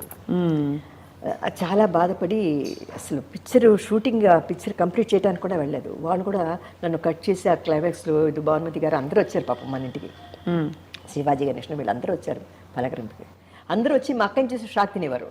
ఈవిడ కదా అమ్మ, ఇదేంటి అమ్మ చేసిపోతున్నారు, ఈవిడ కూర్చొని ఉంది మా మదర్ని చూసి. తర్వాత చనిపోయిన తర్వాత మా సిస్టర్ అన్నారు, అమ్మ ఇంకా చాలు నువ్వు యాక్ట్ చేసింది, మీ మదర్కు చనిపోయారు, అదే మన అమ్మ చనిపోయింది కదా, నాకైతే నా కొడుకులకి పెళ్లి చేశాను, అందరు లైఫ్లో సెటిల్ అయిపోయారు, మనవరాళ్ళు అందరూ పుట్టేశారు కూడా, నీకు మ్యారేజ్ చేయకుండా అలా వదిలేసి అంటే మా అక్కకి ఆవిడ ఏజే కదా నాకంటే, నాకేమైనా అయిపోయిందంటే నువ్వు ఒక్కదాని అయిపోతావు, నా పిల్లల్ని సెటిల్ చేసి నేను చేయలేదు లైఫ్లో అని అంటారు, కనుక నువ్వు లైఫ్లో సెటిల్ అవ్వాలంటే నువ్వు పెళ్లి చేసుకొని ఎన్నో సంబంధాలు చూశారు. నాకు మా అమ్మ చచ్చిపోయిన తర్వాత చీచి వద్దు, నాకు పెళ్ళొద్దు, ఏమొద్దు అని వద్దు అని అనుకొని పెళ్లి చేసుకోవడానికి ఇష్టపడలేదు నేను. మా అక్కయ్య ఫోర్స్గా కొద్దిగా లేదు ఎలానో సరి చేసుకొని, అప్పుడు ఏదో ఒక మ్యారేజ్కి వెళ్ళినప్పుడు సీత అనసూయ అని పాటలు పాడేవారు పాతకాలం. వాళ్ళతో వాళ్ళును బిఆర్ నాయుడు గారు భక్త శబరి తీశారని చెప్పాను కదా, సీతగా యాక్ట్ చేశారని. అవునవును. ఆవిడ వైఫ్ నాయుడమ్మ గారు అంటారనమాట, ఆవిడ లీలా నాయుడు. ఆవిడను ఏదో మాట్లాడుతూ ఇలా ఒక సంబంధం ఉంది, ఇది ఒక హైదరాబాదు ఒక ఎమ్మెల్సీ పెద్ద చదువుకున్నాడు ఆయన, వెంగయ్య గారు టైంలో ఆయన ఇది ఇంటలెక్చువల్ అని చెప్పేసి సంబంధం ఉందంటే నేను అనుకొని గమ్మన్నాను. ఆ పిక్చరు అదే ఆ మాటలు జరుగుతున్నప్పుడు నేను కొద్దిగా మైండ్ సరిపెట్టలే. తర్వాత ఆ పిక్చర్ అది ఫినిష్ చేస్తాను అనుకోండి, పతిమాత బంధం. తర్వాత నాకు రామారావు గారు, ఎన్టీ రామారావు గారు ఆయన ఓన్ బ్యానర్లో అదేంటి ఆ పిక్చరు దానవీర సూరకర్ణం, అందులో నన్ను ఆయన పిలిచి నాకు రుక్మిణి సత్యభామ క్యారెక్టర్ ఇచ్చారన్నమాట. ఇచ్చినప్పుడు నేను షూటింగ్ ఒక షెడ్యూల్ వర్క్ చేశాను రామకృష్ణ స్టూడియోలో హైదరాబాద్లో. తర్వాత వచ్చి అక్కడికి వెళ్తున్నప్పుడు ఆయన వచ్చి ఫోన్లోనే మా ఆయన మాట్లాడారు, ఇలాగా వచ్చి చూడాలి అది ఇది అని. ఇలాగా ఆయన ఇంకోనెవరన్నా చేసుకోవాల్సింది, నేను ఆ పేరు చెప్పను, ఇంకొక హీరోయిన్ చేసుకోవాల్సింది. తర్వాత ఇలాగా రాయశ్రీ గారు వాళ్ళ కండిషన్ ఏంటంటే ఆఫ్టర్ మ్యారేజ్ వర్క్ చేయకూడదు అనేది వాళ్ళ కండిషన్. ఆయన పొలిటీషియను, సినిమా వాళ్ళం కదా. అలా అన్నప్పుడు సరే అని అప్పుడు ఏమైందంటే చెప్పారు ఇలా రాయశ్రీ వాళ్ళ ఇంట్లో కూడా సంబంధాలు చూస్తున్నారు అంటే, మా ఆయన కొద్దిగా ఒడ్డు పొడుగు కొద్దిగా ఇదిగా ఉంటుంది దట్టంగా, ఏం ఇష్టపడతారో లేదో గబుకొని వద్దు అంటే కష్టం. కానీ ఆవిడని చూసా, ఆ అమ్మాయిని చూసాను నేను ఒకరి బర్త్డేలో, మనకు బాగా తెలిసిన వాళ్ళే సినిమా వాళ్ళే. ఆ అమ్మాయిని చేసుకోలేదు, చూశాను. కానీ ఆ అమ్మాయి వాళ్ళు ఒప్పుకుంటారా లేదో తెలియదు. కానీ నాకు పెళ్లి చూపులని రాను, ఊరికే వస్తాను హలో అని ఫ్రెండ్స్ లాగా, నేను ఎక్కడో దూరాన్ని చూశాను అన్నారు. మా ఇంట్లో అన్నారు, ఇట్లా మా ఇంట్లో కూడా చెప్పలేదు ముందు, గెస్ట్లు ఏదో పిక్చర్ ఏదో తీస్తారంటే మా ఆయన వస్తారు. నేను ఒక మ్యాక్సీ వేసుకున్నాను, మ్యాక్సీ వేసుకొని బెల్ కొడితే వచ్చి తలుపు తీశాను. తీసి లోపలికి రమ్మన్నాను, ఆఫీస్ రూమ్లో కూర్చోబెట్టాను. ఆయన చూసి ఏంటి చిన్నపిల్లలా ఉంది ఇంత కొద్ది సన్నగా, మా అమ్మ చచ్చిపోయిన కొత్త బాగా సన్నగా అయిపోయాను నేను. అయితే ఈ అమ్మాయి చిన్నమ్మాయిగా ఉంది, నేను హైట్ వెయిట్గా ఉన్నాను, ఒప్పుకుంటారు లేదో అని కూర్చున్నారు, మాట్లాడారు, ఇచ్చేసారు వెళ్ళిపోయారు. తర్వాత చెప్పారు మా ఇంట్లో. చెప్తే నేను అన్నాను, నాకు వద్దు, నేను పెళ్లి చేసుకున్నాను, నేను అసలు మనిషి నాకు ఎవరినైనా అలా కాసేపు చూస్తే కానీ వాళ్ళు నా మైండ్లో రిజిస్టర్ అవ్వదు. నాకు ఇలా మాట్లాడతాను, తర్వాత వాళ్ళు ఇంకోసారి చూసి వీళ్ళు ఎవరో అని అడుగుతుంది అనమాట. అలాగా నా స్వభావం చిన్నప్పటి నుంచి కూడా, ఎక్కువగా కళ్ళల్లో కళ్ళు పెట్టి చూసి ఇలా మనిషిని అబ్జర్వ్ చేస్తేనే నా మైండ్లోకి ఎక్కుతుంది, లేకపోతే మైండ్లో ఉంచుకోవాలని ఇదే ఉండదు నాకు. వచ్చారు చూస్తారు, మా ఇంట్లో అన్నారు, నేను పెళ్ళాగిలాను. తర్వాత నాకే కోపం వచ్చింది, మా అక్కయ్య ఊరికే పెళ్లి చేసుకో నీకు ఏదైనా అయిపోతానికి ఏదైనా అయిపోతుంది అనేసి అంటుంటే మీ ఇష్టం అన్నాను. సరేనా కన్ఫామా అన్నారు. కన్ఫామ్, నేను ఇంట్లో ఉండటం మీకు ఇష్టం లేదా మీకు? నాకేమో పెద్ద మా అమ్మ చనిపోయిన తర్వాత మా అమ్మ ఉన్నప్పుడు పెళ్లి చేసుకోలేదు, ఓకే అన్నాను. వెంటనే మన వెంగళరావు గారు సీఎం కదా అప్పుడు, వాళ్ళ వైఫ్ ఆవిడ ఫోన్ చేసి, ఏమ్మా ఇలాగా కన్ఫామ్ కదా, మీ డేట్ మీ జాతకాలు పంపించింది చూస్తామనేసి మా ఇంట్లో చేశారు. చూసి అమ్మ 1 monthలో మంచి ముహూర్తం ఉన్నాను. నేను అన్నాను 1 monthలోనా? అయ్యో కొన్ని పిక్చర్లు ఉన్నాయి కదా, బ్యాలెన్స్ పిక్చర్లు. అవును అంటే అప్పుడు అంటే మా అమ్మ చచ్చిపోయిన తర్వాత కొన్ని పిక్చర్లు ఒప్పుకోలేదు నేను, అప్పుడు కొద్ది గ్యాప్లో ఉన్నాను అనమాట. లేకపోతే డే నైట్ వర్కే నాకు రుబ్బినట్లు అని ఒక్క నిమిషం తీరుబాటు ఉండేది కాదు. కన్నడమో, తెలుగో, మలయాళం, హిందీయో, ఈ 5 లాంగ్వేజ్లో ఏదో ఒక షూటింగ్ చేసేదాన్ని. అప్పుడు ఏమైపోయిందంటే సరే అని అలాగా సరే అన్న వెంటనే వాళ్ళు చేశారు. మా సిస్టర్ వచ్చి పత్రికలు వచ్చింది, ఆఫ్టర్ 1 month తర్వాత ఈ డేట్ తర్వాత మేము యాక్ట్ చేయము, ఎవరైనా ఫినిష్ చేసుకోవాలంటే పిక్చర్లు త్వరగా చేసుకోండి, తర్వాత ఆఫ్టర్ మ్యారేజ్ మేము వర్క్ చేయమని పత్రికలు అంతా ఇచ్చేసాము, అందరిలో ఇచ్చేసాం. అప్పుడు నా మ్యారేజ్ అవుతున్నప్పుడే ఎంజి రామచంద్రన్ గారు సీఎం అయ్యారు. ఆయన కూడా 1977 ఫస్ట్ టైం సీఎం అయ్యారు. నేను బెంగళూరులో షూటింగ్ ఒక పిక్చర్ వర్క్ చేసి అక్కడి నుంచి అలా హైదరాబాద్ వెళ్ళిపోయాను మ్యారేజ్కి. సెప్టెంబర్ 4th నా మ్యారేజ్ అనమాట. అప్పుడు ఎంజిఆర్ గారికి ఫోన్ చేశాను, నా இப்படி மேரேஜ் அம்மா நான் இப்போதாம்மா சிஎம் ஆனேன், நான் வந்து வர முடியாதம்மா, என்னோட வாழ்த்துக்கள் உனக்கு எப்பவுமே இருக்கమ్మా அப்படின்னு గ్రీటింగ్ పంపించి నాకు ఇచ్చేసి నా విష్ చేశారనమాట. నాకు చాలా ఎంజిఆర్ గారు. తర్వాత అక్కడ హైదరాబాద్లో మా సిస్టర్ను మా అక్కయ్య కోడలు వాళ్ళు వెళ్ళి రామారావు గారికి ఇన్విటేషన్ ఇచ్చారు, నాగేశ్వరరావు గారికి ఇచ్చారు, లేకపోతే అక్కడ జీముల గారు అందరికి ఇచ్చారనమాట.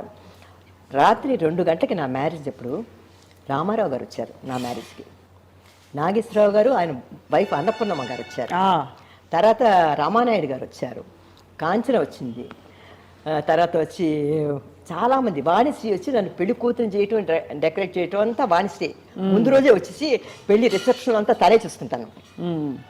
అందరూ చాలా ఆల్మోస్ట్ అక్కడ ఉన్న వాళ్ళందరూ హైదరాబాద్లో ఉన్న వాళ్ళందరూ వచ్చారనమాట. అలాగే నా మ్యారేజ్ వచ్చి నైట్ 2 o'clock అయిందమ్మా. దాని తర్వాత మళ్ళీ సినిమా ఫీల్డ్ పక్క నేను తొంగి కూడా చూడలేదు. అక్కడి నుంచి రీఎంట్రీ అంటారు. రీఎంట్రీ కాదు, ఏ ఎంట్రీ ఇవ్వలేదు. ఇప్పుడు నేను ఈ ఛానల్కి ఇవ్వడం కూడా ఒకసారి స్టార్ట్ చేసింది ఎలా అంటే, ఈ ఛానల్కి ఇంట్రెస్ట్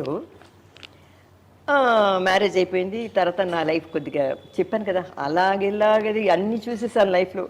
మా ఆయన హార్ట్ అటాక్ రావటం, చనిపోవటం, నా బాబు తక్కువ టైం కదమ్మా, 6 ఏళ్లలో చాలా తక్కువ. నా లైఫ్ అది ఆహాని ఎత్తింది, ఆహాని దింపింది నా లైఫ్. నేను అనుకోకుండా హీరోయిన్ అయిపోయాను. అసలు సినిమాలో చేరుదామని అనుకోకుండా చేరిపోయాను. తర్వాత అనుకోకుండా రామారావు గారితో అగ్గిపిడుగు, అగ్గిబరట వీటిలో చేసి పెద్ద హీరోయిన్ అయిపోయాను. తర్వాత వచ్చి అన్ని మలయాళం, కన్నడం, అన్ని లాంగ్వేజ్, అన్ని భాషలో అందరు హీరోలు, పెద్ద హీరోలు, కన్నడం కానీ మలయాళం కానీ అన్నిట్లో యాక్ట్ చేశాను. మంచి లెవెల్కి వెళ్ళిపోయాను పెళ్లి చేసుకొని. అందరు ఆహా రాజశ్రీ బంపర్ అనుకున్నా, జాక్పాట్ కొట్టిస్తుంది అన్నారు. అవి ఆహానే ఉంది. మా ఆయనకి 10 మంది మొత్తం, అందరు పెద్ద పెద్ద లెవెల్లో. ఒక ఆయన హైకోర్టు జడ్జి, ఒక ఆయన అడ్వకేట్, ఒక ఆయన డాక్టరు, ఒక ఆయన వచ్చి చిలకలూరుపేట చైర్మన్. తర్వాత అందరు పెద్ద పెద్ద లెవెల్.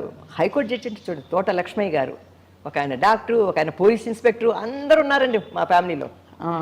పెద్ద కుటుంబం, మా 2 ఆడబిడ్డలు అందరు ఉన్నారు. అక్కడ పడేసరికి బయట ప్రపంచం తెలియలే. ఏంటి గుట్లు చిలగల. నాకు ఈ సినిమా అలవాటుపోయి సినిమా వాడు మొహం అప్పుడు ఛానల్స్ లేవు ఎక్కువ. ఎప్పుడు దూరదర్శనం ఏదో వేసేవాడు, 2 ఛానల్స్ ఉండేవి. అబ్బా మన సినిమా ఏదో ఒక సినిమా చూస్తే అబ్బా మన వాడు మొహం చూస్తున్నాను కదా అనుకుని ఎంతో సంతోషపడిపోయేదాన్ని అనమాట. అంటే ఇది ఉండేదన్నమాట. పిక్చర్ చూస్తుంటే అయ్యో అంజమ్మ గారు వీళ్ళందరూ చూస్తుంటే, అలాగా నాకు అంజమ్మ గారు, భానుమతి గారు వీళ్ళందరూ పెద్దవాళ్ళందరినీ చాలా ఇష్టపడతాను నేను. సుశీలమ్మ గారు అందరూ నాతో చాలా ఒక ఇదిగా మూవ్ అవుతాను అనమాట మేమందరం. కానీ ఫోటోలు చూస్తుంటే అమ్మా ఎన్ని మెమరీస్ వెంట పెట్టుకున్నారు. జయలలిత గారు తెలుగులో తమిళ్లో యాక్ట్ వేశారు కదా కొన్ని జానపదాలు. అవి గోపాలుడు, భూపాలుడు, వాళ్ళ అమ్మతో కూడా యాక్ట్, సంజయ్ గారు కూడా యాక్ట్ చేస్తారు. నాకు నిత్య కళ్యాణంలో మా అమ్మగా యాక్ట్ చేసింది, కన్నడంలో యాక్ట్ చేసింది ఆవిడ. చాలా ఉంది కానీ చెప్పను నేను, ఎందుకంటే ఈ పాట అమ్మా ఏమో ఏమో అది నాకేమో ఏమో అయినది, అదే కదా? అవును, అది ఏం పిక్చర్ అది నాకు జ్ఞాపకం రావట్లేదు. అగ్గిపిడుగు, అగ్గిపిడుగు అది కృష్ణకుమార్ గారు. నాది వచ్చి నీవే నీవే నీ చేతి వేణను నేనే, అది ఒకటి. తర్వాత గిలిగిలి గిలిగిలిగి నేను పరిగెత్తు. ఆయన చాలా మంచి పిక్చర్. ఇంకోటి కానమ్మా ఒకదాన్ని మించి ఒకటి మీ క్యారెక్టర్స్, మీ జీవితం. అది మీ వారి 6 ఏళ్ల సావాసం తర్వాత మిమ్మల్ని కంపెనీ అంటే మీరు ఎందుకంటే సినిమా మీ ప్రపంచం మీరు ఎరిగినవన్నీ వదిలేశారు ఆయన కోసం. తర్వాత what is keeping you going? మీరు ఇంకా ముందరకెళ్ళడానికి మీ స్ఫూర్తి ఏమిటి? నాన్ పోగం పాదయిలే అంటే నేను వెళ్ళే మార్గంలో ఈ ట్రైన్ వెళుతూ ఉంటుంది కదా. ట్రైన్ అవును, ఒక్కొక్క స్టేషన్లో ఒక్కొక్కరు మన దిగిపోతుంటారు, మనకి ఎంతో క్లోజ్గా మూవ్ అయిన వాడు. అదేలాగా నా జీవితంలో చిన్నప్పటి నుంచి కూడా నేను చేసే ప్రయాణంలో ఒక్కొక్కరు నా లైఫ్లో వచ్చారు వెళ్ళిపోతున్నారు, ఒక్కొక్కరు వచ్చారు వెళ్ళిపోతున్నారు. అదేలాగా నా లైఫ్ ఇప్పుడు ఎండ్కి వచ్చిందనమాట. మన గమ్యం చేరే దగ్గర పడ్డాం. అవును, గమ్యం ఏంటి? గమ్యం. ఇప్పుడు ఆ గమ్యంలోనే ఉన్నాను. ఆ గమ్యాన్ని దాటి ఎప్పుడు పైకి వెళ్ళిపోతామో చెప్పలేము. మీ గమ్యం ఏంటో? నా గమ్యం ఏంది? నా గమ్యం నా అవన్నీ అంటే నేను చెప్పాలంటే భగవంతుని దయ వల్ల అన్నీ నాకు నెరవేరిపోయాయి. భగవంతుడు అంటే నా మా ఆయన లేడని తప్ప, మా ఆయన ఎంఏఎల్ఏలో మాస్టర్ ఆఫ్ లా, అంత చదువు చదివాడు. అవునమ్మా. అలాగనే నా కొడుకు కూడా చదువు అంటే చాలా ఇష్టం. ఒంటరిగా అమెరికా వెళ్ళాడు, డిగ్రీ కంప్లీట్ చేశాడు, చదువుకున్నాడు, ఉద్యోగం చేసుకున్నాడు, వాడు కాళ్ళ మీద వాడు నిలబడ్డాడు. ఒకే ఒక కొడుకు నాకు. చిన్నప్పటి నుంచి నాకు ఏ కష్టం నాకేం లేదు, నా కొడుకే నాకు లోకం ప్రపంచం అంతా. వాడిని చూసుకొనే నేను ఇలా ఉన్నా అంటే ఈరోజు హాయిగా. నా కొడుకు ఇప్పటికీ కూడా, నా కొడుకు ఎక్కడికైనా వెళితే చూస్తాడు, పొద్దున్నే లేచి వచ్చి నన్ను చూడకుండా వెళ్ళడం, చూస్తాడు, అమ్మా ఎలా ఉన్నా బాగున్నావా అంటాడు. ఇది ఎలా వస్తుంది? ఒకే ఒక కొడుకమ్మా నాకు. మా ఆయన చనిపోయేటప్పుడు నా కొడుకు 3 సంవత్సరాలు. అయ్యో 10 years ఎక్కడ బయట ప్రపంచంలో నా ఫేస్ చూపించలేదు నేను. ఈరోజు ఇలా కూర్చున్నానంటే అయ్యో నా కొడుకు చదువుతున్నాడు, అమెరికా వెళ్ళాడు, ఎలా ఉన్నాడు ఏమిటో అని భయపడిపోయేదాన్ని. బెంగ పట్టుకొని ఎక్కడికి వెళ్ళలేదు. తర్వాత మా బాబు పెళ్ళికి జయలలిత గారు వచ్చి మన ఇంట్లో రిసెప్షన్కి వచ్చి ఒక ½ hour కూర్చుంది. అందరు ఆర్టిస్టులు ఆల్మోస్ట్ మెడ్రాస్లో ఉన్న లేత మంజుళ వాళ్ళు, ఎవరు లక్ష్మి కృష్ణ అందరూ వచ్చేసారనమాట. సరోజాదేవి పాప కృష్ణకుమార్ గారు ఎక్కడికి రారు, ఆవిడ బెంగళూరు నుంచి పెళ్లి కోసం వచ్చింది. సరోజాదేవి పెళ్లి కోసం వచ్చింది. వైజయంతి మాల అందరూ, లక్ష్మి దగ్గర నుంచి మీనా గీనా అందరూ, రాధిక అందరూ వచ్చేసారు. వైజయంతి మాల నుంచి అందరూ వచ్చారమ్మా. ఘనంగా చేస్తాను పెళ్ళి. నా కొడుకు సెటిల్ అయిపోయాడు లైఫ్లో. తర్వాత నేను మా సిస్టర్ ఉండేవాడు, మా బాబు అమెరికాలో ఉండేవాడు అనమాట. తర్వాత నిండుకు కళకళలాడుతూ పనివాళ్ళు గిన్నెవాళ్ళు అందరినీ పెట్టుకొని నేను నా లైఫ్ లీడ్ చేస్తున్నాను. సడన్గా మా సిస్టర్ చనిపోయింది. ఎందుకంటే నాకు ఏమి ప్రపంచం తెలియదు నాకు. ఈ దిగులు మా సిస్టర్ లేక, ఆ క్లైమేట్ అది వాటికి, ఆ ఇల్లు చూసి ఆ ఊరు చూసేసరికి మైండ్ బ్లాక్ అయిపోయింది. ఏమిటి మన ప్రపంచం ఎలా అయిపోయింది, ఇక్కడ ఎవరు లేరు, మాట్లాడుకోవడానికి ఎవరు లేరు, ఎవరు మనకు మన అని ఎవరు, అవును కమ్యూనికేషన్ ప్రాబ్లం. కానీ ఏం చేస్తాం, కలిసి ఉండాలి కదా. ఇప్పుడు వస్తూ పోతుంటారమ్మా మీరు? తర్వాత ఏమైందంటే చాలా రోజులు మా బాబుకి పిల్లలు పుట్టలేదు కదా, వాళ్ళు అమెరికాలో ఉన్నారు కదా. నేను వెళ్ళాను, ఒక పాప పుట్టింది ఫస్ట్. అబ్బా. వెళ్ళిన ఒక 1 yearలో ఒక పాప పుట్టింది అనమాట. మా ఆయన చనిపోయినా కూడా మా సిస్టర్ ఎప్పుడు సపోర్ట్గా ఉండేది నాకు. ఆవిడ 92 సంవత్సరాలు ఆవిడ మంచం మీద ఉన్నా కూడా అంత తెలివితేటలు గైడ్ చేసేది అనమాట. అన్నీ చెప్పుకునేదాన్ని. అందులో అంత ఏజ్ గ్యాప్ ఉంది కాబట్టి ఖచ్చితంగా మా మదర్ లాగా చూసుకున్నాను అనమాట. తల్లిలాగే. ఆవిడ చనిపోయేసరికి ఒకలాగైపోయింది. నా కొడుకు అన్నాడు, అమ్మ ఇంత పెద్ద ఇంట్లో నువ్వు ఒంటరిగా వద్దు, నాయనమ్మ ఉందని, నాయనమ్మ అంటాడు మా అక్కయ్యని, పెద్దమ్మ అండు, నువ్వు నాతో వచ్చి అన్నాడు. అని చనిపోయిన వెంటనే టికెట్ బుక్ చేసి ఇంకా నా ఎస్ నో చెప్పక్కర్లేదు, పట్టుకొని వెళ్ళిపోయాడు అమెరికా. అదొక ప్రపంచం అయిపోయింది. అమెరికాకి వెళ్ళిపోయేసరికి సెల్ ఫోన్లు లేవు, ఏమి లేవు, చాలా అదైపోయి పిచ్చి పెట్టినట్లు అయిపోయింది. నేను అమెరికాలో అడుగు పెట్టిన తర్వాత నాకేంటంటే బోర్ కొడుతుంది అనుకుంటుంటే ఆ భగవంతుడు చూడండి ఒక పాపనిచ్చాడు అనమాట. ఆ పాపకి 1 year అయ్యేటప్పుడు ఇంకో పాపనిచ్చాడు. ఓ శుభం. అయితే ఇంకా 2 మనవరాళ్ళు నాకు, 2 పేర్లు. పెద్ద పాప పేరు వచ్చి అనన్య. మా బాబు పెట్టడం ఎలా అంటే, వాడి పెళ్ళి నా బర్త్డే December 7th కదా, వాడి పెళ్ళి December 7th పెట్టుకున్నాడు అనమాట. మా అమ్మ బర్త్డే రోజు మ్యారేజ్ పెట్టుకోవాలని. తర్వాత పెద్ద పాపకి పేరు అనన్య. అనన్య రాజశ్రీ తోట ఫుల్ పేరు అనమాట. రాజశ్రీ పెట్టేశాడు అందులో, తోట ఇంటి పేరు. అవును. చిన్న పాప పుట్టింది. చిన్న పాప పేరు ఏం చేశా అంటే టియా. టియా టీ టీ టీ టియా టియా పాంచజన్యం తోట. వాడు నాన్నగారి పేరు పెట్టేసుకున్నాడు.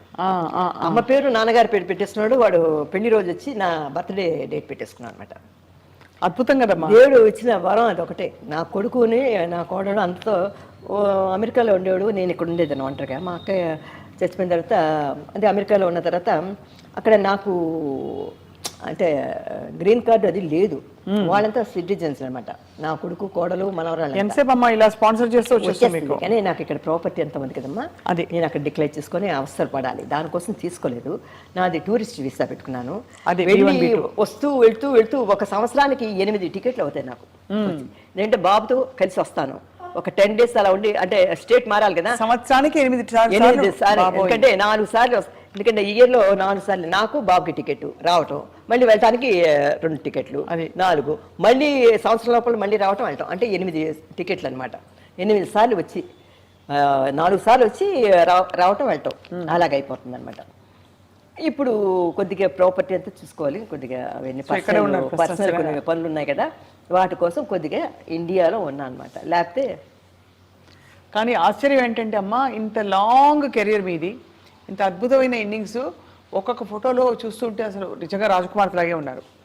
అదయ్యాక ఇప్పుడు వచ్చిన మీరు ఖాళీని భర్తీ చేసుకునే పద్ధతి అంటే జీవితంలో ప్రతి వాళ్ళకి, ప్రొఫెషన్లో ఉన్న వాళ్ళకి కూడా ఆ గ్యాప్ వచ్చేస్తుంది. మనం చేసే పని భిన్నంగా చేస్తామంటే వాటిని మీరు మలుచుకున్న పద్ధతి మాత్రం, మీ ఎనర్జీ లెవెల్స్, మీ పాజిటివిటీ మాత్రం మీకు హ్యాట్స్ ఆఫ్ అమ్మా.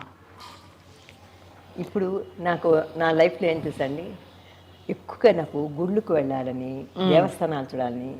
ఈ సంవత్సరంలో 3 సార్లు తిరుపతికి వెళ్ళాను, బా షిరిడి బాబా గుడికి వెళ్ళాను, తమిళనాడులో అన్ని గుళ్ళకి వెళ్ళాను, ఆంధ్రాలో కూడా సింహాచలం, అన్నవరం అన్ని గుళ్ళు చూశాను. ఇక్కడ కూడా టైం దొరికినప్పుడు ఒకసారి నేను వేలపంచావడిలో ఉండేదన్నమాట. అంటే ఒంటరిగా వచ్చినప్పుడు అప్పుడు కాంచన ఫోన్ చేసి చెప్పింది అనమాట, ఏం బా ఎక్కడున్నావు అంటే వేలపంచావడి, నువ్వు దగ్గరే అక్కడ కరుమారమ్మ టెంపుల్, మాంగాటమ్మ టెంపుల్ ఉంది, చక్కగా శుక్రవారం పూట వెళ్ళి రాకూడదా, ఇక్కడి నుంచి వెళ్ళటం అంటే కష్టం కానీ అని చెప్పింది. ఓ నిజమే కదా, మనం ఎందుకు వెళ్ళకూడదు అని చెప్పేసి వెంటనే నేను మాంగాడికి, కరుమారమ్మ గుడికి, అక్కడికి ఇక్కడికి వెళ్ళేసి ప్రతోక్షం అంటారు శివుడికి, అన్నీ చూశాను. ఇప్పుడు కూడా నాకు టైం దొరికితే భగవంతుడు ప్రేయర్ చేసుకోవటం నా పీస్ ఆఫ్ మైండ్. మనవరాళ్ళు వస్తారు, మార్నింగ్ వస్తారు, నాయనమ్మ అది ఇది మాట్లాడతారు చక్కగా, చిన్న చిన్న పిల్లలు వాళ్ళ స్కూలు వాళ్ళ ఇది. Life is going on beautifully అమ్మా. కానీ ఎన్నాళ్ళు అంటే నాకు ఇంకా ఎప్పుడు పోయినా కూడా నాకు బాధ లేదు. అయ్యో అమ్మా, మీరు పరికాల పాటు ఉండాలి. నాకు ఒకటి, మనం బతికినంతసేపు హాయిగా ఆనందంగా సంతోషంగా ఉండాలి.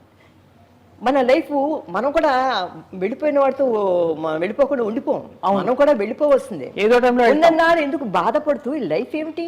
అవును, మీరు వచ్చారు, మీతో మాట్లాడతాను, టైం స్పెండ్ చేశాను, మీరు అడిగారు నన్ను గురించి. ఇది ఒక ఆర్టిస్ట్గా ఉండి ఇంత అందరితో యాక్ట్ చేయబట్టి మీరు మా ఇంటికి వచ్చారు కావాలని, లేకపోతే ఎందుకు వస్తారు? మీరెవరో నేనెవరో. మీరు ఆల్రెడీ అమ్మ ధన్యులు, చాలా అకంప్లిష్ చేశారు. ముందు ముందు కూడా మీకు భగవంతుడి ఆశీస్సులు అన్నీ, అంటే ప్రేక్షకుల అభిమానం, ప్రేమ ఎప్పటికీ ఉంటుందని కోరుకుంటున్నాం. మిమ్మల్ని కూడా త్వరలో పొలిటికల్ ఎరీనాలో మరి మరోసారి చూడబోతున్నామని చెప్పాను. పొలిటికల్లో ఏంటండి బాబు, నన్ను నిలబడమన్నారు అదే హిమాయత్ నగర్లో. నాకు వద్దండి, మా ఆయనతో నేను ఒకసారి మా బావగారిని అడిగాను, ఎందుకంటే ఇప్పుడు నిడదల రజని మా బంధువు అనమాట, మా బావగారు విడుదల హెల్త్ మినిస్టర్గా ఉంది. అవునవును, వాళ్ళందరూ ఉన్నారు, ఇంకా మా బావగారు కొడుకులు వీళ్ళందరూ కూడా గుంటూరులో చిలకలూరుపేటలో ఉన్నారు. వాళ్ళందరూ కూడా రాజకీయాల్లో వీటిలో ఉన్నారు. మనకి ఇంకా ఓపికలు లేవు, తిరగటానికి ఓపికలు లేవు. ఏదో రామకృష్ణని ఇంట్లో ఉండి హాయిగా మనవరాలతో వాళ్ళతో ఉండకుండా ఎందుకు మనకి ఈ లైఫ్లో చాలు, ఇంకా ఆశ దురాశ ఎందుకు? అవును, హాయిగా లీడ్ చేస్తాం, హెల్త్ బాగుండాలి, ఎక్కడికక్కడే చెప్పుకోవాల్సిన మాట. అవునమ్మా, మెయిన్ వచ్చి ఆ భగవంతుని మనం వేడుకోవాల్సిందంటే మనం ఒకరి మీద డిపెండ్ అయ్యాం. అవును, వాళ్ళ మీద వాళ్ళు ఇదే ఒకటి. ఎందుకంటే మా సిస్టర్ని నేను చూశాను, ఆవిడ బెడ్లో ఉండి మనుషుల్ని పెట్టి చేయించుకోవటం. ఒకటే కొడతారు, బెడ్లో ఉండకూడదు, పోయామా పటక్, ఇంకెందుకు, ఇంకా చేసేది ఏమి లేదు, మనం సాధించేది ఏమి లేదు. అవును అవును, అన్నీ అనుభవించాం, అనుభవించకపోతే అనుకోవచ్చు, ఇంకా ఉండి చేసేది ఏమీ లేదు. అవునమ్మా, వాస్తవం. మన వాళ్ళని అందరం చూసాం కదమ్మా, అంతే అంతే. మన life is very simple. Me makeup చాలా బాగుంటుందమ్మా. అయ్యో భలే భలేదనమ్మా. మీ లిప్స్టిక్ అంతా ఒక స్టైల్, ఒక టైంలో లిప్స్టిక్ వేసుకునే పద్ధతి, అలాగే ఐలైనరు ఇప్పుడు చూస్తున్నాం కాబట్టి కళ్ళ మేకప్ మహా అందమ్మా మీది. అయ్యో మీరు నువ్వు చక్కగా ఏమ్మా, ఇప్పుడు వచ్చిన పిల్లలు కూడా చక్కగా ఉన్నారమ్మా, ఎంత చక్కగా. నా కోడలు మంచి మనవరాళ్ళు, మంచి కొడుకు, చాలా అంతకంటే కావాల్సింది ఇంకేమంది. కోడలు మంచిది, మనవరాళ్ళు ప్రేమగా ఉంటారు, నా కొడుకు ప్రేమగా ఉంటాడు. లైఫ్ బ్యూటిఫుల్ జర్నీ అమ్మా. నేను ఫస్ట్ ఇంటర్వ్యూ ఇచ్చింది ఎందులో అని చెప్పలేదు. చెన్నైకి వచ్చిన తర్వాత ఇన్నాళ్ళ గ్యాప్లో ఎవరికి ఇంటర్వ్యూలు ఇవ్వలేదు.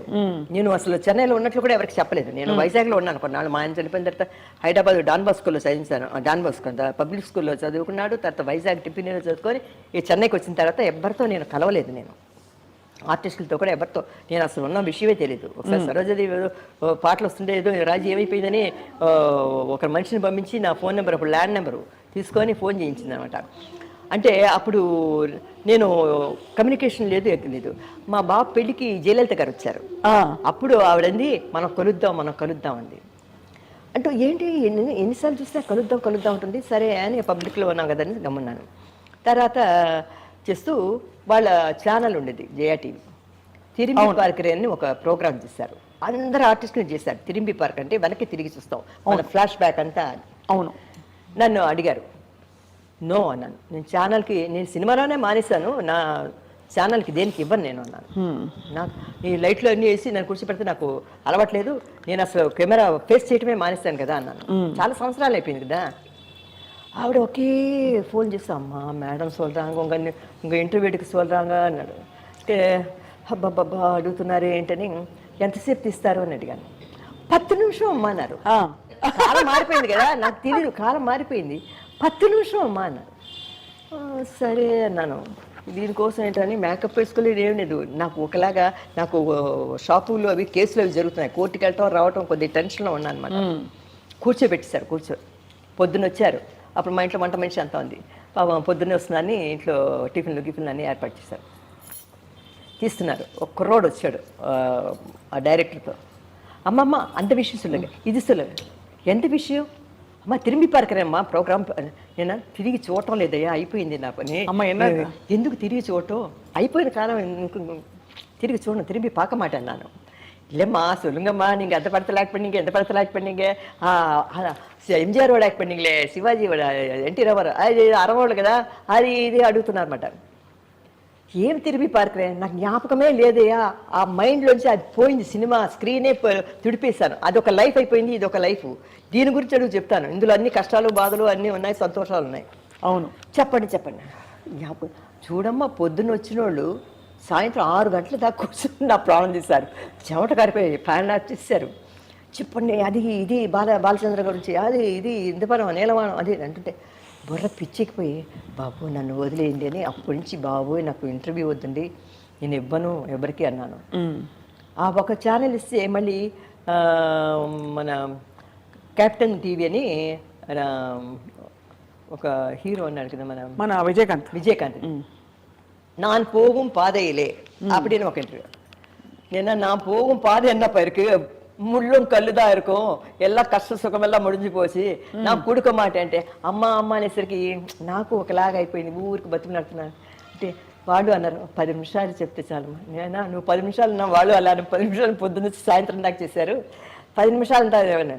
ఇల్లమ్మా ఇది వేరే టైప్ అమ్మా అన్నాడు. సరే అని ఒప్పుకోరు. అలా ఒకరు వచ్చి అడుగుతుంటే పిచ్చి పడిపోయింది అనమాట. కానీ కంప్లీట్ ఇవాళ మాకు ఇచ్చిన ఇంటర్వ్యూ మాత్రం మాకు అదృష్టం అమ్మా. ఏం మాట్లాడానో మీరు, చాలా గొప్పగా మాట్లాడారు. గొప్ప విషయాలు అన్ని, మంచి కరెక్ట్ విషయాలన్నీ బయటపడ్డాయి. ఏంటో అమ్మా, మీరు ఏం కోరుకుంటారు ఇక లైఫ్లో బిఫోర్ వి వైండ్ అప్? నా లైఫ్ ముగించే లోపల వీలైనంత వరకు పుణ్యం తీసుకొని వెళదాం అనుకుంటున్నాను, పుణ్యం సంపాదించుకొని.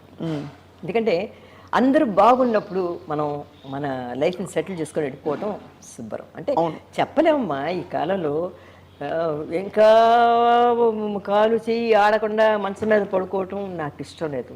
ఉన్నంత వరకు యాక్టివ్గా ఉండాలి, మనం హాయిగా ఆనందంగా సంతోషంగా ఉండి భగవంతుడు ఎప్పుడు మనం పిలిస్తే అప్పుడు వెళ్ళిపోవటమే మంచి మన ధర్మం.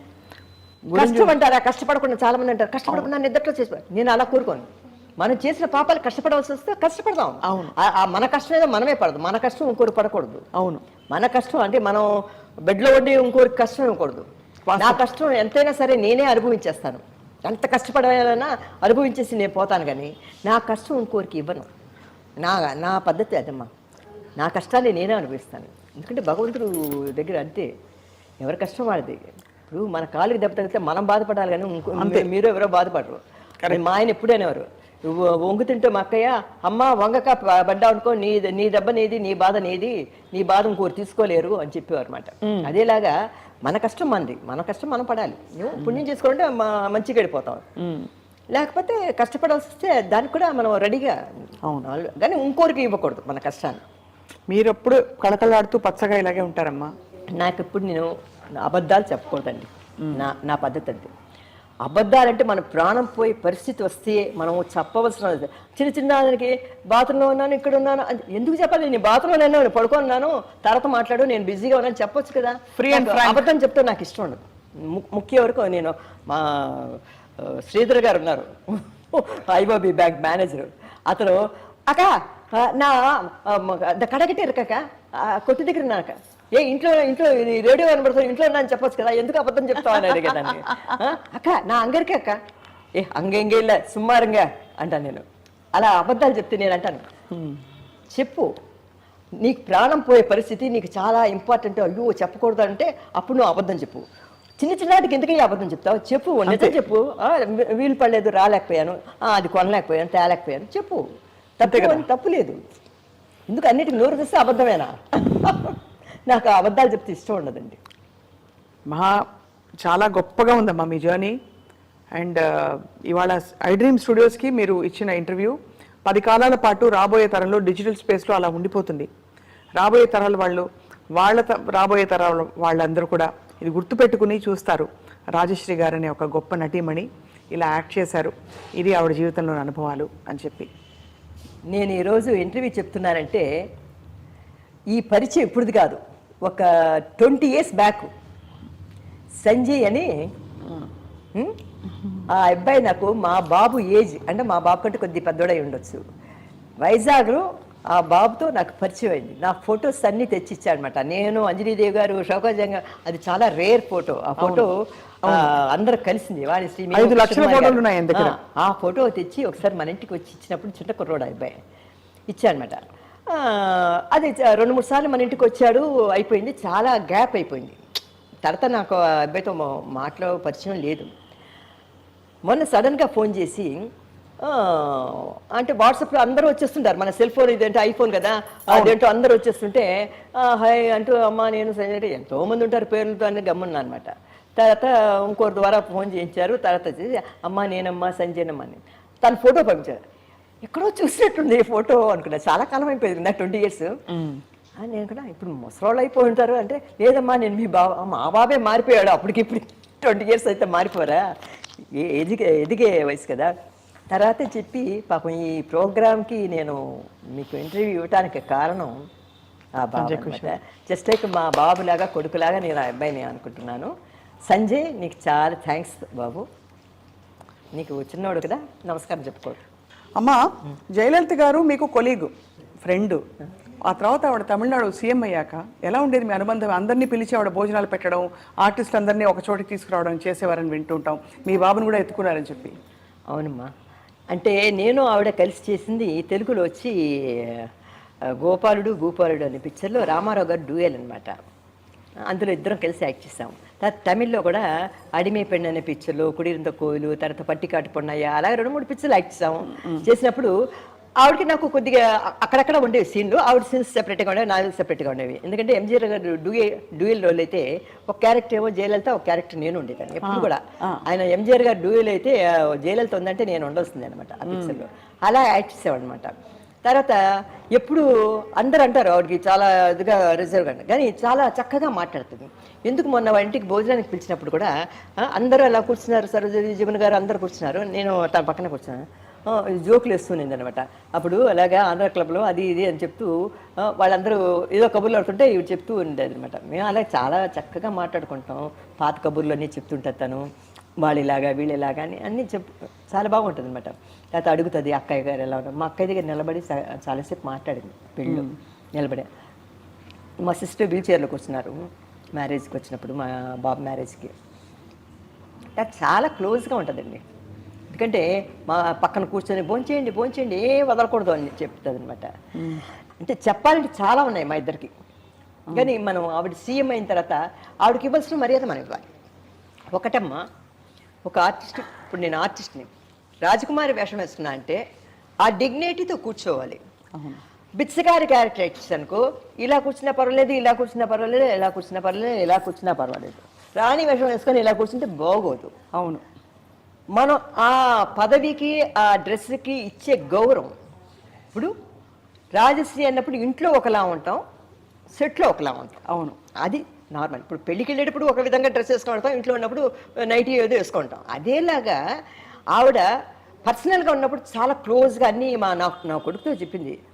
కాదరక నెరవేలో మీ అమ్మ ఎంత బాగా చేసింది అనుకున్నాం, అలా ఇలా నా కొడుకుతో చెప్తుంది అనమాట. నా కొడుకు అసలు నా పిక్చర్లు ఎక్కువ చూడడం, చూశాడో లేదో, ఏదో 1-2 చూశాడో ఏమో నాకు తెలియదు, పెద్ద ఇంట్రెస్ట్ ఇది నా పిక్చర్లో చూడడం.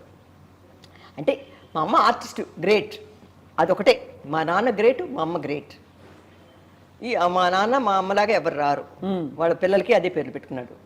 కనుక నా కొడుకుకి సినిమా ఫంక్షన్స్కి రావటం, నా వెనకాతలు రావటం, ఇలా ప్రోగ్రాంలు ఇవ్వటం కూడా వాడికి ఇష్టం ఉండదు.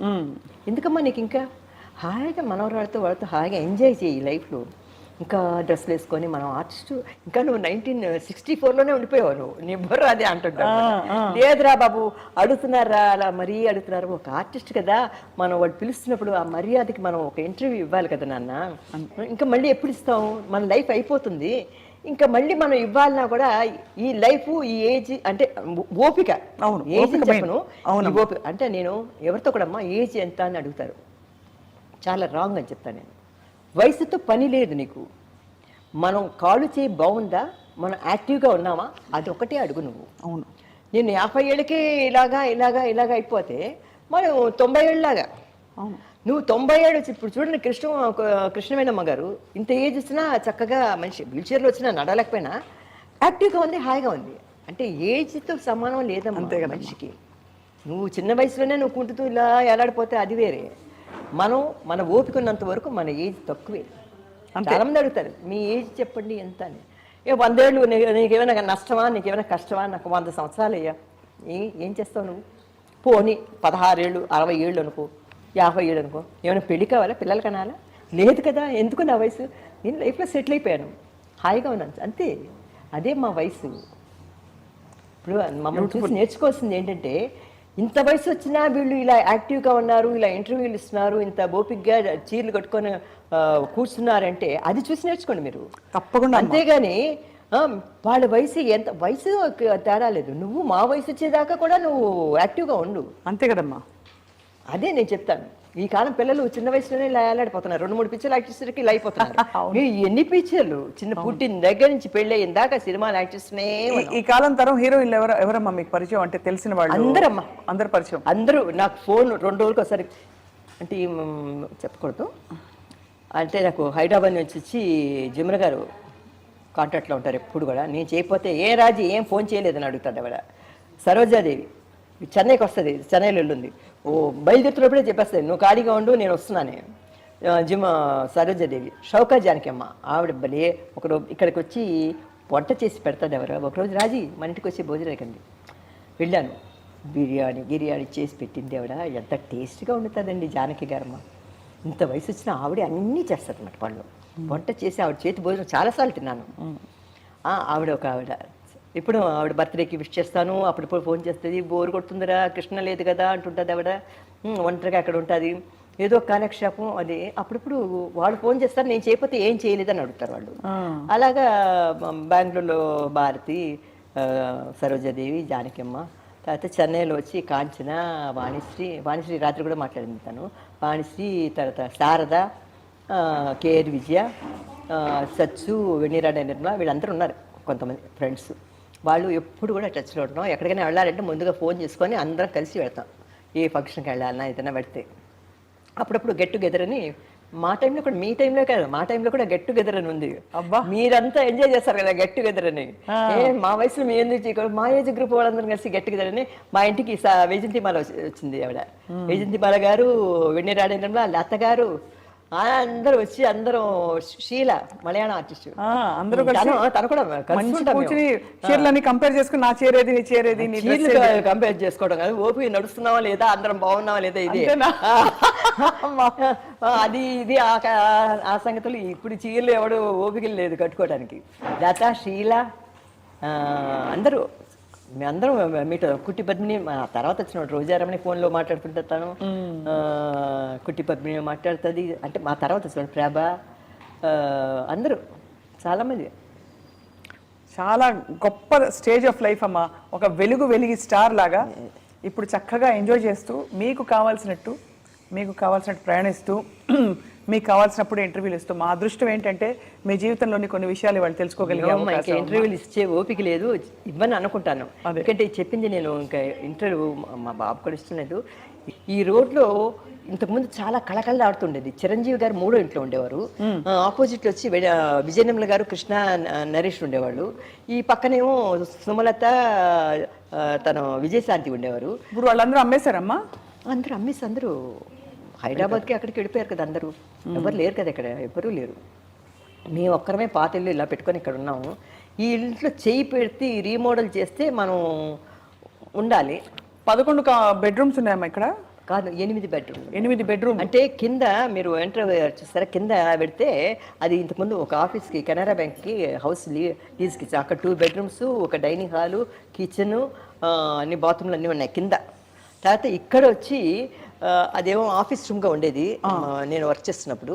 ఇది హాలు, టీవీకి ఇవన్నీ పెట్టుకొని ఇక్కడ ఒక బెడ్రూమ్ ఉంది. తర్వాత కిచెన్, డైనింగ్ హాలు, అటుపక్క అటాచ్డ్ బాత్రూమ్తో వంట వండేవాడికి రూమ్ అది ఇచ్చేసాం. అది బయట నుంచి దోవా అన్నీ ఉందన్నమాట. ఈ పైన వచ్చి అక్కడ ఒక బెడ్రూమ్, అక్కడ ఒక బెడ్రూమ్, అక్కడ ఒక బెడ్రూమ్, 3 బెడ్రూమ్స్, బాల్కనీస్, బాత్రూమ్స్ అన్నీ. అంటే అప్పట్లో కట్టుకున్నది సౌకర్యంగా. అప్పట్లో ఇది చాలా బాగుండేది, చాలా పెద్ద ఇల్లు. ఇప్పుడు చేయి పెట్టి రీమోడల్ చేయిద్దామా ఏం చేద్దాం, అది పిల్లలకి వాళ్ళ ఇష్టం. ఎందుకంటే ఇంకా మనకి వయసు అయిపోయింది, మనం ఏం చేయపెట్టలేము. వాళ్ళు ఎలా చేసుకుంటే వాళ్ళు చేసుకుంటారండి.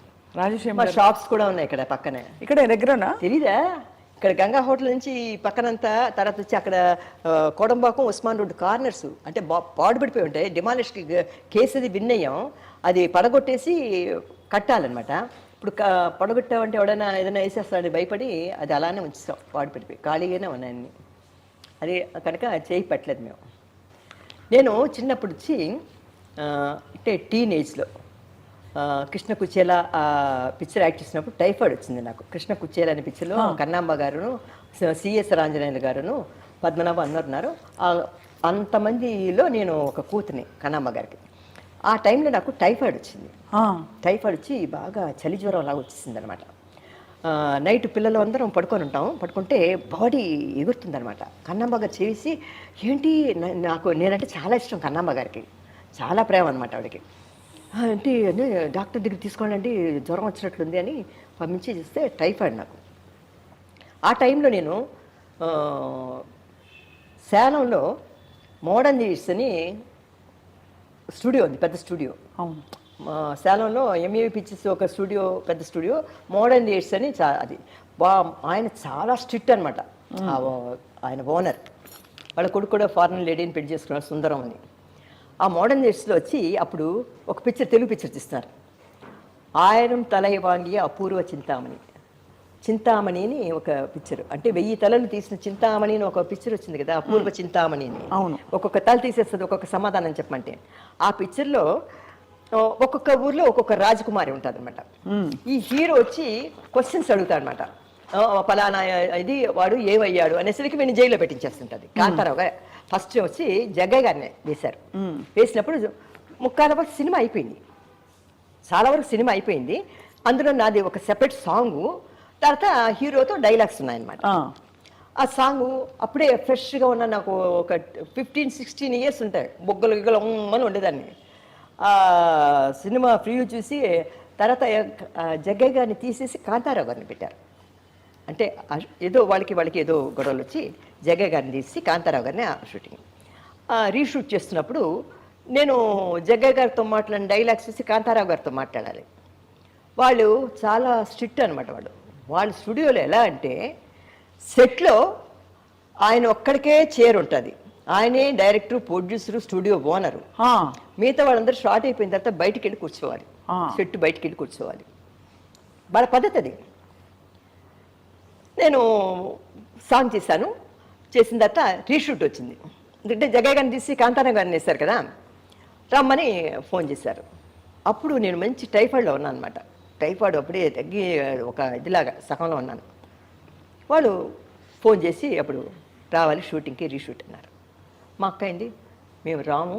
అప్పుడు సేలం ట్రైన్లో వెళ్ళేసి అక్కడికి వెళ్ళి వాళ్ళు ఇచ్చిన రూమ్లోనే ఉండాలి, వాళ్ళు ఇచ్చిన దీంట్లో ఉండాలి. చాలా స్ట్రిక్ట్ అనమాట ఆ స్టూడియోలో. మగవాళ్ళ మేకప్ రూమ్కి ఆడవాళ్ళ వెళ్ళకూడదు, ఆడవాళ్ళ మేకప్ రూమ్కి మగవాళ్ళు రాకూడదు, హీరోస్ కానీ ఎవరు. అలాగే చాలా కట్టుదిట్టాలి ఆ స్టూడియో. అంటే చాలా మందికి తెలుసు. ఏమైనా మేకప్ తీసేస్తే ఒక ఆర్టిస్ట్, నేను లేడీ ఆర్టిస్ట్ నేను చెప్పను, నా కాల్ షీట్ అయిపోయిందని చెప్పి 9 o'clock అయిపోయిందని మేకప్ తీసేస్తే షార్ట్ అవ్వలేదు, మేకప్ వేసుకొని ఫుల్గా మళ్ళీ చేసుకొని రా అన్నాడంట. ఈవిడందంట నేను రానంటే గేట్లు మూసేయండి, పెద్ద గేట్లని అన్నంట. పెద్ద గేట్లు మూసారు, మోడర్న్ థియేటర్స్ అనమాట. అది మూసేస్తే మేకప్ వేసుకొని ఈ షార్ట్ వర్క్ చేసి వెళ్ళండి అన్నంట. పెద్ద ఆర్టిస్టే, తెలుగు లేడీ ఆర్టిస్ట్. వేసుకుందంట. 10 టేకులు చేస్తే అందులో మీ డబ్బు కట్ చేసేస్తాను. రియల్ అప్పుడు ఫిలిం కదా, కట్ చేసేస్తాను, వర్క్ చేసేసి తనే మీరు బయటకు వెళ్ళగలరు అన్నారు. వాళ్ళు పొలోమని ఆవిడ తీసుకొని, ఆవిడ కొద్దిగా పవర్ఫుల్ లేడీ, ఆవిడ కొద్దిగా పొగురుగా ఉంటుంది. నేను చెప్పని పేరు చెప్పకూడదు. తర్వాత వర్క్ చేసిన తర్వాత వదిలారు. అలాగే ఒక హీరోని కూడా అలానే చేసి చెట్టు కట్టేశారని చెప్పి విన్నాను, నాకు తెలియదు అదేం, కానీ ఇది మటుకు తెలుసు. అప్పుడు నన్ను రమ్మని ఫోన్ చేస్తే నేను అన్నాను, మా అక్క ఏంది, లేదండి మా అమ్మాయికి టైఫాయిడ్లో ఉంది రాదు, రీషూట్ చేయాలి, పిక్చరు డేట్ ఇచ్చిస్తాము, జగయ్య గారిని తీసి కాంతారావు గారిని ఇస్తాం, ఆయనతో సీన్లు వర్క్ చేయాలన్నారు. అప్పుడు మా సిస్టరు ఎలాగొస్తావు అంటే, రాకపోతే ఏమన్నంటే ఏదో బెదిరించాడు అనమాట అతను, మిమ్మల్ని ఏం చేస్తాను, కేసు వేస్తాను అది ఇదని. అప్పుడు ప్రొడ్యూసర్స్ కొంతమంది చాలా పవర్ఫుల్గా ఉంటారులేండి. కొంతమంది ప్రొడ్యూసర్స్ పెద్ద పెద్ద స్టూడియో ఉంటారు, కొంతమంది ఉన్నారులేండి. కొంతమంది మంచి వాళ్ళు ఉన్నారు, చెడ్డవాళ్ళు కూడా ఉన్నారు కొద్దిగా రఫ్గా. దేవర కూడా దేవర ఫిలిమ్స్ అంటారు కదా, అతను కూడా కరెక్ట్గా డబ్బులు ఇస్తారు, కరెక్ట్గా కాల్ షీట్లు ఇస్తారు. మనం మెగా కొట్టామంటే కత్తి పట్టుకొని వచ్చేస్తారు ఇంటికి. అలాంటి వాళ్ళు కూడా ఉన్నారు. డాన్స్ మాస్టర్ కూడా అంతే, గిల్లేస్తారు, ముడుకులు ఎరకొట్టేస్తారు. డాన్స్ కూడా కష్టం, అప్పుడు చాలా కష్టం లేండి. అప్పుడు హార్డ్ వర్క్, మాకంటే ముందు చెప్తున్నాను. రమ్మంటే సరే ఇంకేం చేస్తాం, కేసు అప్పుడు చిన్నపిల్లలు పైకి వస్తున్నాడు కదా, ట్రైన్లో వెళ్ళి ఇలాగా పొల్లలాగా అయిపోయాను. ఆ సాంగ్ చూసి కాంతారావు అన్నారు, రాయశ్రీ ఫ్రెష్గా ఉంది, చాలా బాగుంది ఈ సాంగ్లో, అది ఆయన పక్కన ఎప్పుడు చెల్లులుగా వేసేదాన్ని కదా అనుకున్నారు. డ్రెస్ చూస్తే నా డ్రెస్సు సగానికి సగం అయిపోయింది, వదిలైపోయింది, పుల్లలాగా అయిపోయాను. చెవులు వినబడలేదు, మేకప్ ఈ గెటప్ రాణి గెటప్ వేసుకొని నిలబడి డైలాగు, కెమెరా మైక్ ఏమో పైన ఉంది, లేదు బంధించండి ఏదో డైలాగ్ చెప్పాలి. నాకు చెవులు వినబడలేదు. కాంతారావు గారు డైలాగ్ చెప్తున్నప్పుడు ఏం చెప్తున్నారు వినబడలేదు అనమాట. కాంతారావు అప్పుడు అన్నయ్య అనేదాన్ని కొత్తలో. కాంతారావు గారు అన్నయ్య నాకు చెవు వినబడటం లేదు, మీరు చెప్పిన తర్వాత కొద్దిగా ఏదైనా ఇలా మూమెంట్ ఇవ్వండి, నా డైలాగ్ ఒప్ప చెప్పేస్తాను అన్నాను. చెప్తే మైక్ అందటం లేదో గట్టిగా చెప్పమంటారు, గట్టిగా రావటం లేదు, ఎందుకంటే నేను చాలా వీక్ అయిపోయి ఉన్నాను. అవునవునవును. పాపం ఆయన అర్థం చేసుకొని చెప్పాడు అన్నమాట. చెప్పిన తర్వాత నేను చెప్పాను. సౌండ్ ఇంజనీర్ వచ్చి సౌండ్ వినబడటం లేదు, వాల్యూమ్ పైన కెమెరా పెట్టారనమాట మైకు. అప్పుడు లౌడ్గా చెప్పమంటే అరిచినట్లు చెప్పాల్సి వచ్చింది అనమాట. కళ్ళు పీకిపోయాయి, ఒక కుర్చీ లేదు, ఒక లైటింగ్ అరేంజ్ చేసినప్పుడు ఒక కుర్చీ లేదు, కూర్చుందామంటే ఏం లేదు, నిలబడి కాళ్ళు నొప్పులు ఇవి నొప్పులు. ఆ పిక్చర్ యాక్ట్ చేసినప్పుడు నేను చాలా చాలా బాధపడిపోయానమ్మా. ఎందుకురా మా అక్క ఏంది టైఫాయిడ్, ఆ అమ్మాయికి పాపం ఈ డ్రెస్లు వేసుకొని ఇలా ఏలాడిపోయి ఏదైనా అయిపోతే ఏంటని. అది ప్రొడ్యూస్ తర్వాత మళ్ళీ యాక్ట్ చేశాను నేను. ఎవరు మొనగాడు అనే పిక్చరు నేనును మోహన్ అతను ఎవరు తేనె మనసు హీరో కృష్ణాను అతను రామ్మోహన్ అతనితో ఎవరు మొనగాడైన పిక్చర్లో కాంతారావు గారు జానకి గారు, అందులో నేను కాంతారావు గారికి చెల్లూరుగా యాక్ట్ చేశాను. వాళ్ళ బ్యానర్లోనే పెద్ద హీరోయిన్ అయిన తర్వాత అది యాక్ట్ చేస్తాను అనుకోండి. అదొకటి. కన్నడ పిక్చర్ యాక్ట్ చేస్తున్నానమ్మా. అంటే బెంగళూరులో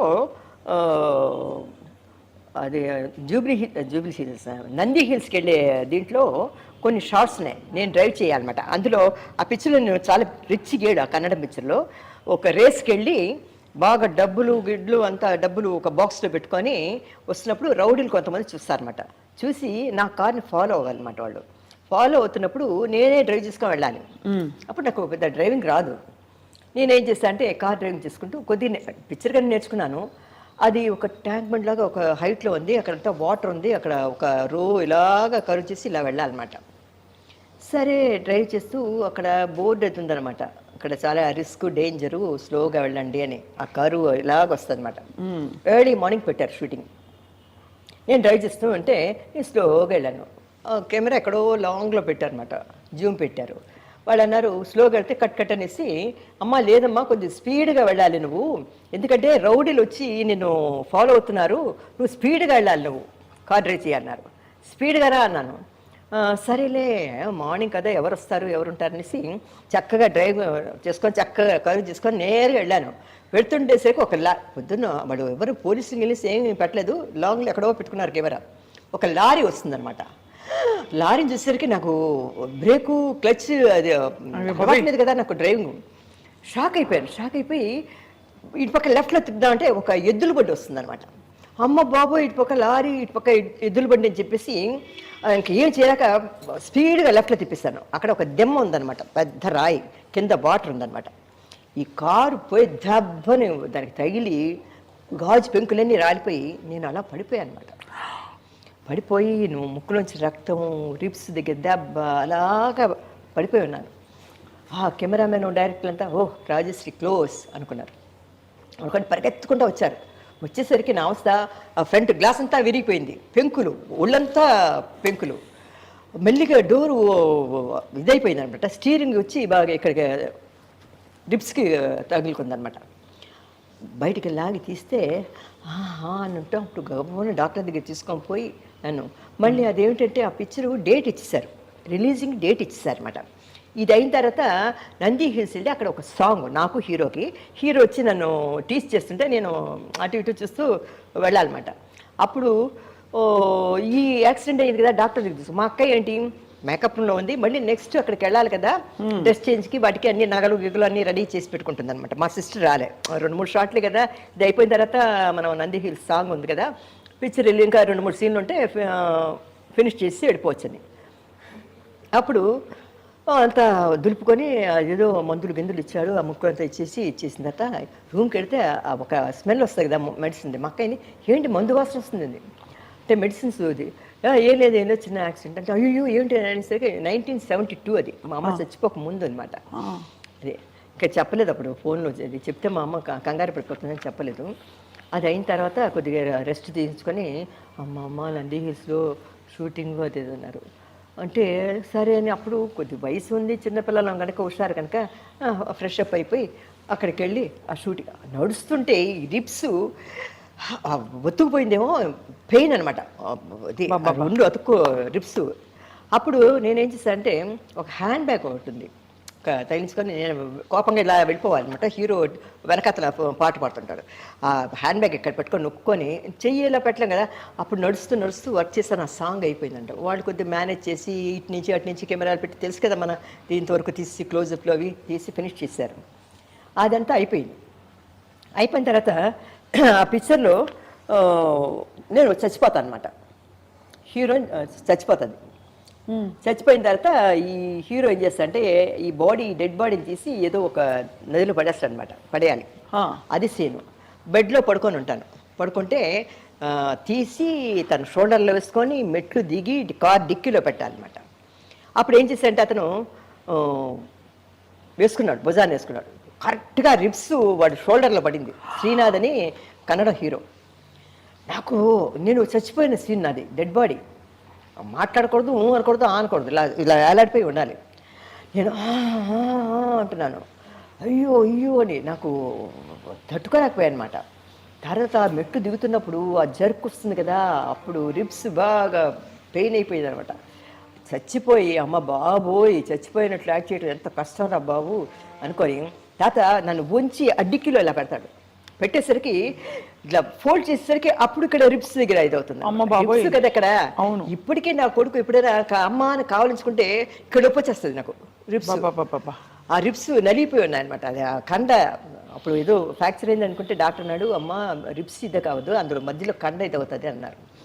తాత బాడీ వేసి తీసుకొని పోయి చాలా కష్టపడినవి ఏమిటంటే మోడర్న్ డేస్ తోటి ఇదొకటి, పాముతో పులుతో చేయటం పెద్ద నాకు సర్వసాధారణం అయిపోయింది. చిలకలు, రామచిలకలు వీటన్నిటితో యాక్ట్ చేశాను, చిన్న వాటితో అన్నింటిలో. కానీ యాక్సిడెంట్ అవ్వటం, అదే మోడర్న్ డేస్లో టైఫాయిడ్ వచ్చినప్పుడు ఈ రెండు నాకు చాలా ఏదో గండమనే అనాలి. అదే నాకు 1972-73లో మా మదర్ చనిపోయారు అనమాట. హీరోయిన్లు చాలా గొప్ప జీవితం, హాయిగా ఉంటుంది, బోల్డ్ డబ్బులు, బోల్డ్ మంచి మంచి డ్రెస్సులు అనుకుంటారు. ఇంత కష్టం ఉంటుందని తెలిస్తే అంటే అమ్మా డ్రెస్సులు చూడటానికి అందంగా ఉంటుంది, కానీ ఆ కిరీటాలు ఇవన్నీ ఆ ముళ్ళ కిరీటం లాగా ఉంటుంది. ఆ గిన్నెలు గుచ్చేసి అది తీసేసరికి అబాడి ఉంటుంది ప్రాణం. ఆ కిరీటాలు అన్నీ తీసేసరికి ఎందుకు మన రామారావు గారు షూటింగ్కి వచ్చారంటే, నేను రామారావు గారు వచ్చి గోపాలుడు భూపాలుడు అనే పిక్చర్లో ఆయన ఒక సాంగ్ పెట్టారు. ఇటు రాబోయే గొల్ల గోపన్న అని ఒక సాంగ్ ఒకటి ఉంది నాకు రామారావు గారికి. ఆయన కృష్ణుడు, నేనేమో రాధ. కిరీటం పెట్టుకున్నారంట ఆయన. రామారావు గారు తీరమ్మ పొద్దున్న మేకప్ వచ్చి సెట్లో కూర్చున్నారంటే ఇలా కూర్చుంటారు అంతే, ఇలా కళ్ళు మూసుకొని ఒక నిద్ర ఒక కురుకు తీసేస్తారనమాట. తీసిన తర్వాత రెడీ షార్ట్ రెడీ ఇలా వచ్చేస్తారు. ఆ పెట్టుకున్న కిరీటం రాత్రి ప్యాకప్ అయిందా కూడా తీరాయన. అబ్బా, అది ఏమిటో అంత అయినా ఆయన కిరీటం ఒక రోజు ఎవరు లేకుండా ఆ కిరీటం కొద్దిగా పట్టుకొని చూద్దామని చూస్తే అమ్మో మొయ్యలేకపోయాం అనమాట మేము. అంత బరువా? బరువు. ఆయన జ్యువెలరీ కానీ కిరీటం కానీ ఎంత బరువు అంటే అంత బరువు అనమాట. ఆయన ఒక ఖచ్చితం చేస్తాడు కదా, అది కూడా చాలా బరువు అనమాట. బరువుతో అబ్బా మహానుభావుడు అనిపించింది. ఆ నగలు ఆ కిరీటాలు పెట్టుకొని. కానీ ఒకటి వాళ్ళ దగ్గర డిసిప్లిన్ ఇవన్నీ నేర్చుకోమంటే రామారావు గారు, నాగేశ్వరరావు గారు టైం అంటే టైం ఫాలో అయ్యేవారు. మాకు ఎంత ఫోక్లోర్, మీరు ఇందాక అడిగారు, మీరు ఫోక్లోరు డ్రెస్లో కాస్ట్యూమ్ వేసుకునేటప్పుడు మీకు టైం పట్టేదా అని. టైం పట్టినా కూడా షార్ట్లో ఆ రోజు షూటింగ్లో వచ్చి రామారావు గారు ఉన్నారు అంటే ఆయన 9 o'clock అంటే కరెక్ట్గా 9కి ముందే వచ్చి కూర్చుంటారు. ఆయనకంటే ముందు మనం వెళ్ళి కూర్చోవాలి. అవును. కనుక మేము గబ్బని లేచి మేకప్లు వేసుకొని హెయిర్ డ్రెస్ వచ్చినో లేదో మా అక్కయ్య పిన్నులు పెట్టు అదే ఏదో తైలించుకొని అవి చేసుకొని అంతా అయిపోయి హెయిర్ డ్రెస్ వస్తే అది మటుకు చేయించుకొని వెళ్ళిపోయాం అనమాట. అలాగా మేము ఆయన 9 o'clock అంటే మేము 8:30కి వెళ్ళిపోయి కూర్చునేవాళ్ళం. టైమింగ్స్ అవి చాలా కష్టం. అయ్యే బాబోయ్, అంత డైలాగులు కూడా ఆయనతో చెప్పేటప్పుడు మనం ప్రిపేర్ అవుతాం. కానీ ఒకటి వాళ్ళతో అంత పెద్ద మహానుభావులు యాక్ట్ చేసేటప్పుడు మనకి షార్ట్లోకి వెళ్ళినప్పుడు మనకి జంకు బొంకు ఉండదు. ఎందుకంటే ఆ క్యారెక్టర్లో లీనమైపోతాం అనమాట. అది మనకి ఇది లవ్ సీనో లేకపోతే ఈ సీనో అది ఏమి ఉండదు. నేను చాలా పిక్చర్లో 2-3 పిక్చర్లో నా కోయ భాష మాట్లాడాను. అంటే సోది చెప్తారు కదా, అంటే సోది చెప్తారు ఆ టైపు. తర్వాత కోయ భాష ఇవన్నీ. తర్వాత ఇంకోటి అడవి వీరులని మన మోడర్న్ ఇది ఉదయ స్టూడియో వాళ్ళు తీశారన్నమాట ఒక పిక్చర్. అందులో అడవి వీరుల ఏనుగు మీదే ఆనందలో నేను కాంతారావు గారు అందరూ యాక్ట్ చేస్తాం. తెలుగులో కలర్ పిక్చర్ చేశారు. అడవి 2 కోయ ముక్కలు చెప్పండి అమ్మా. ఇప్పుడు భాష ఎరుక చెప్పుతానమ్మ ఎరుక చెప్పుతాను. అవును, అదే మహామంత్రి తిమ్మరసులో యాక్ట్ చేశాను. అవును, మహామంత్రి తిమ్మరసులో అది కోయి భాష.